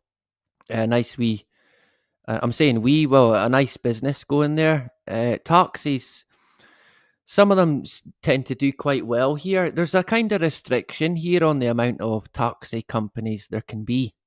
Well, there was, but I think they done away with it, a cap, and now it's like a free for all. So it's changed a bit up here. And a lot of them they'll start up and don't last, which is a shame. But some of them do last, so fair play. But it's extortionate for a taxi here, man. You open the door and it's like £3. Sit down, it's £4. You start the engine, £5. See, when it's New Year on in Scotland, I don't know if this is the same in England or anywhere else, but the taxi fare starts at like £12. You've not even got in the fucking car, and you're £12 down. It's like because it's New Year and Christmas, they think they can just rob you. She'd been wearing a balaclava. Honestly, I don't know if that's the same in America or England. I guess Toffee would know. What do you start on New Year? £30, 50 quid, 40 quid's the going rate, right? Any foreigners, right? Start the meter at 40 quid. That would be a good idea. Uh, so yeah, I mean, I don't know. I think my dad quite enjoyed it as well. Not overly, because he was quite an outgoing people person. So he enjoyed talking to people and helping as well. He was always the first one to help, to give someone a lift or to help someone with their shopping or anything, man. So a great guy, well liked and respected. And I always said if I could be half the man he was, I'd be happy. To be honest, so God bless him. It's funny. His ashes are pretty much right next to me as well. He's like sitting right beside me because I've got the laptop on this worktop. It's like a big cabinet unit thing, and his urn is right there. So he's sitting, listening, laughing, probably taking the mic, no doubt. But yeah, it can be tough. Um, do you know dealing with grief and stuff like that? That can be quite hard. I think that could be a. I don't know if a good stream's the right word. Quite intense, but I think it's good to talk as well. So we might get into that in the future. So great stuff. We're calling it a night because we're now on the 3 hours 58 minutes, and I've only again because I'm bumping Streamyard. we're robbing Streamyard. I mean, it's great, right? We've got all the mod cons and it's free as long as I remember to cancel it. So what I do is I just cancel it, even if you cancel it on the day. Well, you need to cancel it the day before because it would just take the money out your bank. So as long as you remember the night before, delete account. Free StreamYard. I mean, hey, you can't complain, right? Um, seemingly the best things in life come free. Um, a debatable one. Yes and no. Right? It depends who it comes from. If it's coming free from Big Pharma, look out. If it's coming free from the British government, fucking run away. Run and keep running. Don't look back, right? If it's coming from the father of the vaccine, run away and don't look back. So good to see everyone. Yep, we're 4 hours on the dot. And because I've only got the one video, we'll go out on the intro because we're professional. But it was a good song, so be it, right? And I'll get off to my bed. I'll try and come down a bit from the stream, relax, and I don't know. What am I going to watch? Because I can't just go straight to sleep from streaming. I don't know what it is. It takes it out me, man. It's like it awakens you. It's hard to explain. So I need to kind of wind down after it. I was at college today. Well, yesterday now, and I went down to the pond, and I was feeding the swan. The swan was there, and that was a nice moment. That sharing my millionaire shortbread with a big swan, and the seagulls were there, but they wouldn't come near. But then there was someone. They had their dog, but it was off the lead, and it was getting closer and closer. And I was thinking, do you know, if that dog comes any closer, the swan will probably attack it. But I mean, in the end, the dog would rip it to bits. So I'm looking at the lady thinking, look, hey, I like dogs, but put it on a lead, right? I mean, you're in a fucking park next to the pond.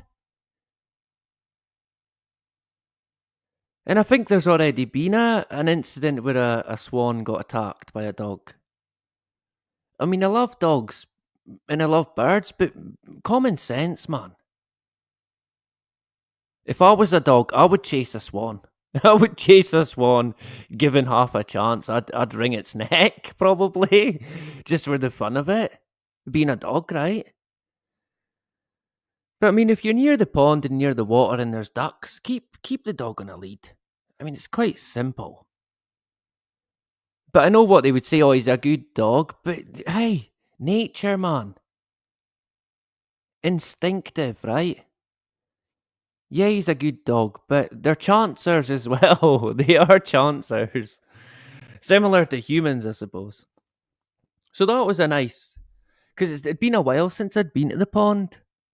And at the time, I thought I was going to get video footage because there was a lot of air traffic. And then I thought, nah, do you know what? I'll just go down to the pond and see what it's like, because it had been in really bad condition with some weird algae. It was weird, man. Disgusting. And they were saying, oh, it's not dangerous, but don't let your dog in the water. Right, so it's not dangerous, but if your dog drinks it, he's going to be brown bread. Right, okay. How does that work? But I think they've cleared it out now. I think they've cleared it out. So it's looking a lot better. And there appears to be a pair of swans and a lot of ducks. And you always get the seagulls, which, they've got to live as well, I suppose, right? But I tend to not like them. They're nuisances. Let's put it that way. Yeah, kind of would agree with that. To be fair, yeah, yeah, I would. I would agree with that. Yep. You're probably thinking, so what? Wait, you're an animal? I'm an animal, rather than a human. Yeah. Do you know what? It's funny you say that because I was looking at in the college I go past the scientific fucking center, and there was a big poster, and it's talking about the genetic comparison between a human and a chimp, and it was like 90 odd percent, and I was like, really? And then it was a banana, an actual banana. It said we had a 60% comparison. I was thinking, oh no, man, fucking hell. Met a few bananas in my time, right? I mean, can that be believed? I don't know. But I can kind of see it in similarities. I've met a few bananas. I mean, chimps. So we're all good. I think my dog's wanting to get a drink, so we'll call it a night. Yeah, we'll go out on the Wanderer by Dion. So hopefully everyone has a great weekend. We're into Friday. Hopefully I'll be back on Sunday. If not, Monday. What are we on, March 7 already? Still feels like January for some reason. Is it still January? It's March now. Time waits for no man. So, no fear. Don't do it. Do what you need to do. Keep going. Do not bend. Do not break. Enjoy yourself. Get out there. If you don't enjoy yourself, someone else will. Right? So, make sure it's you. Right? Find a bit of contentness, even if it's for 10 minutes, man. Grab what you can. Grab what you can. Take what you can. Right? So, great to see everyone. I hope the weather is good for you at the weekend to do what you need to do. Perfect time now for prepping with stuff, for gardening, crop growing. Great time to get into it if you're new to such a thing. Get your hands in the soil. Highly recommend it. And like I always say, no matter what, no matter where, do not comply. And that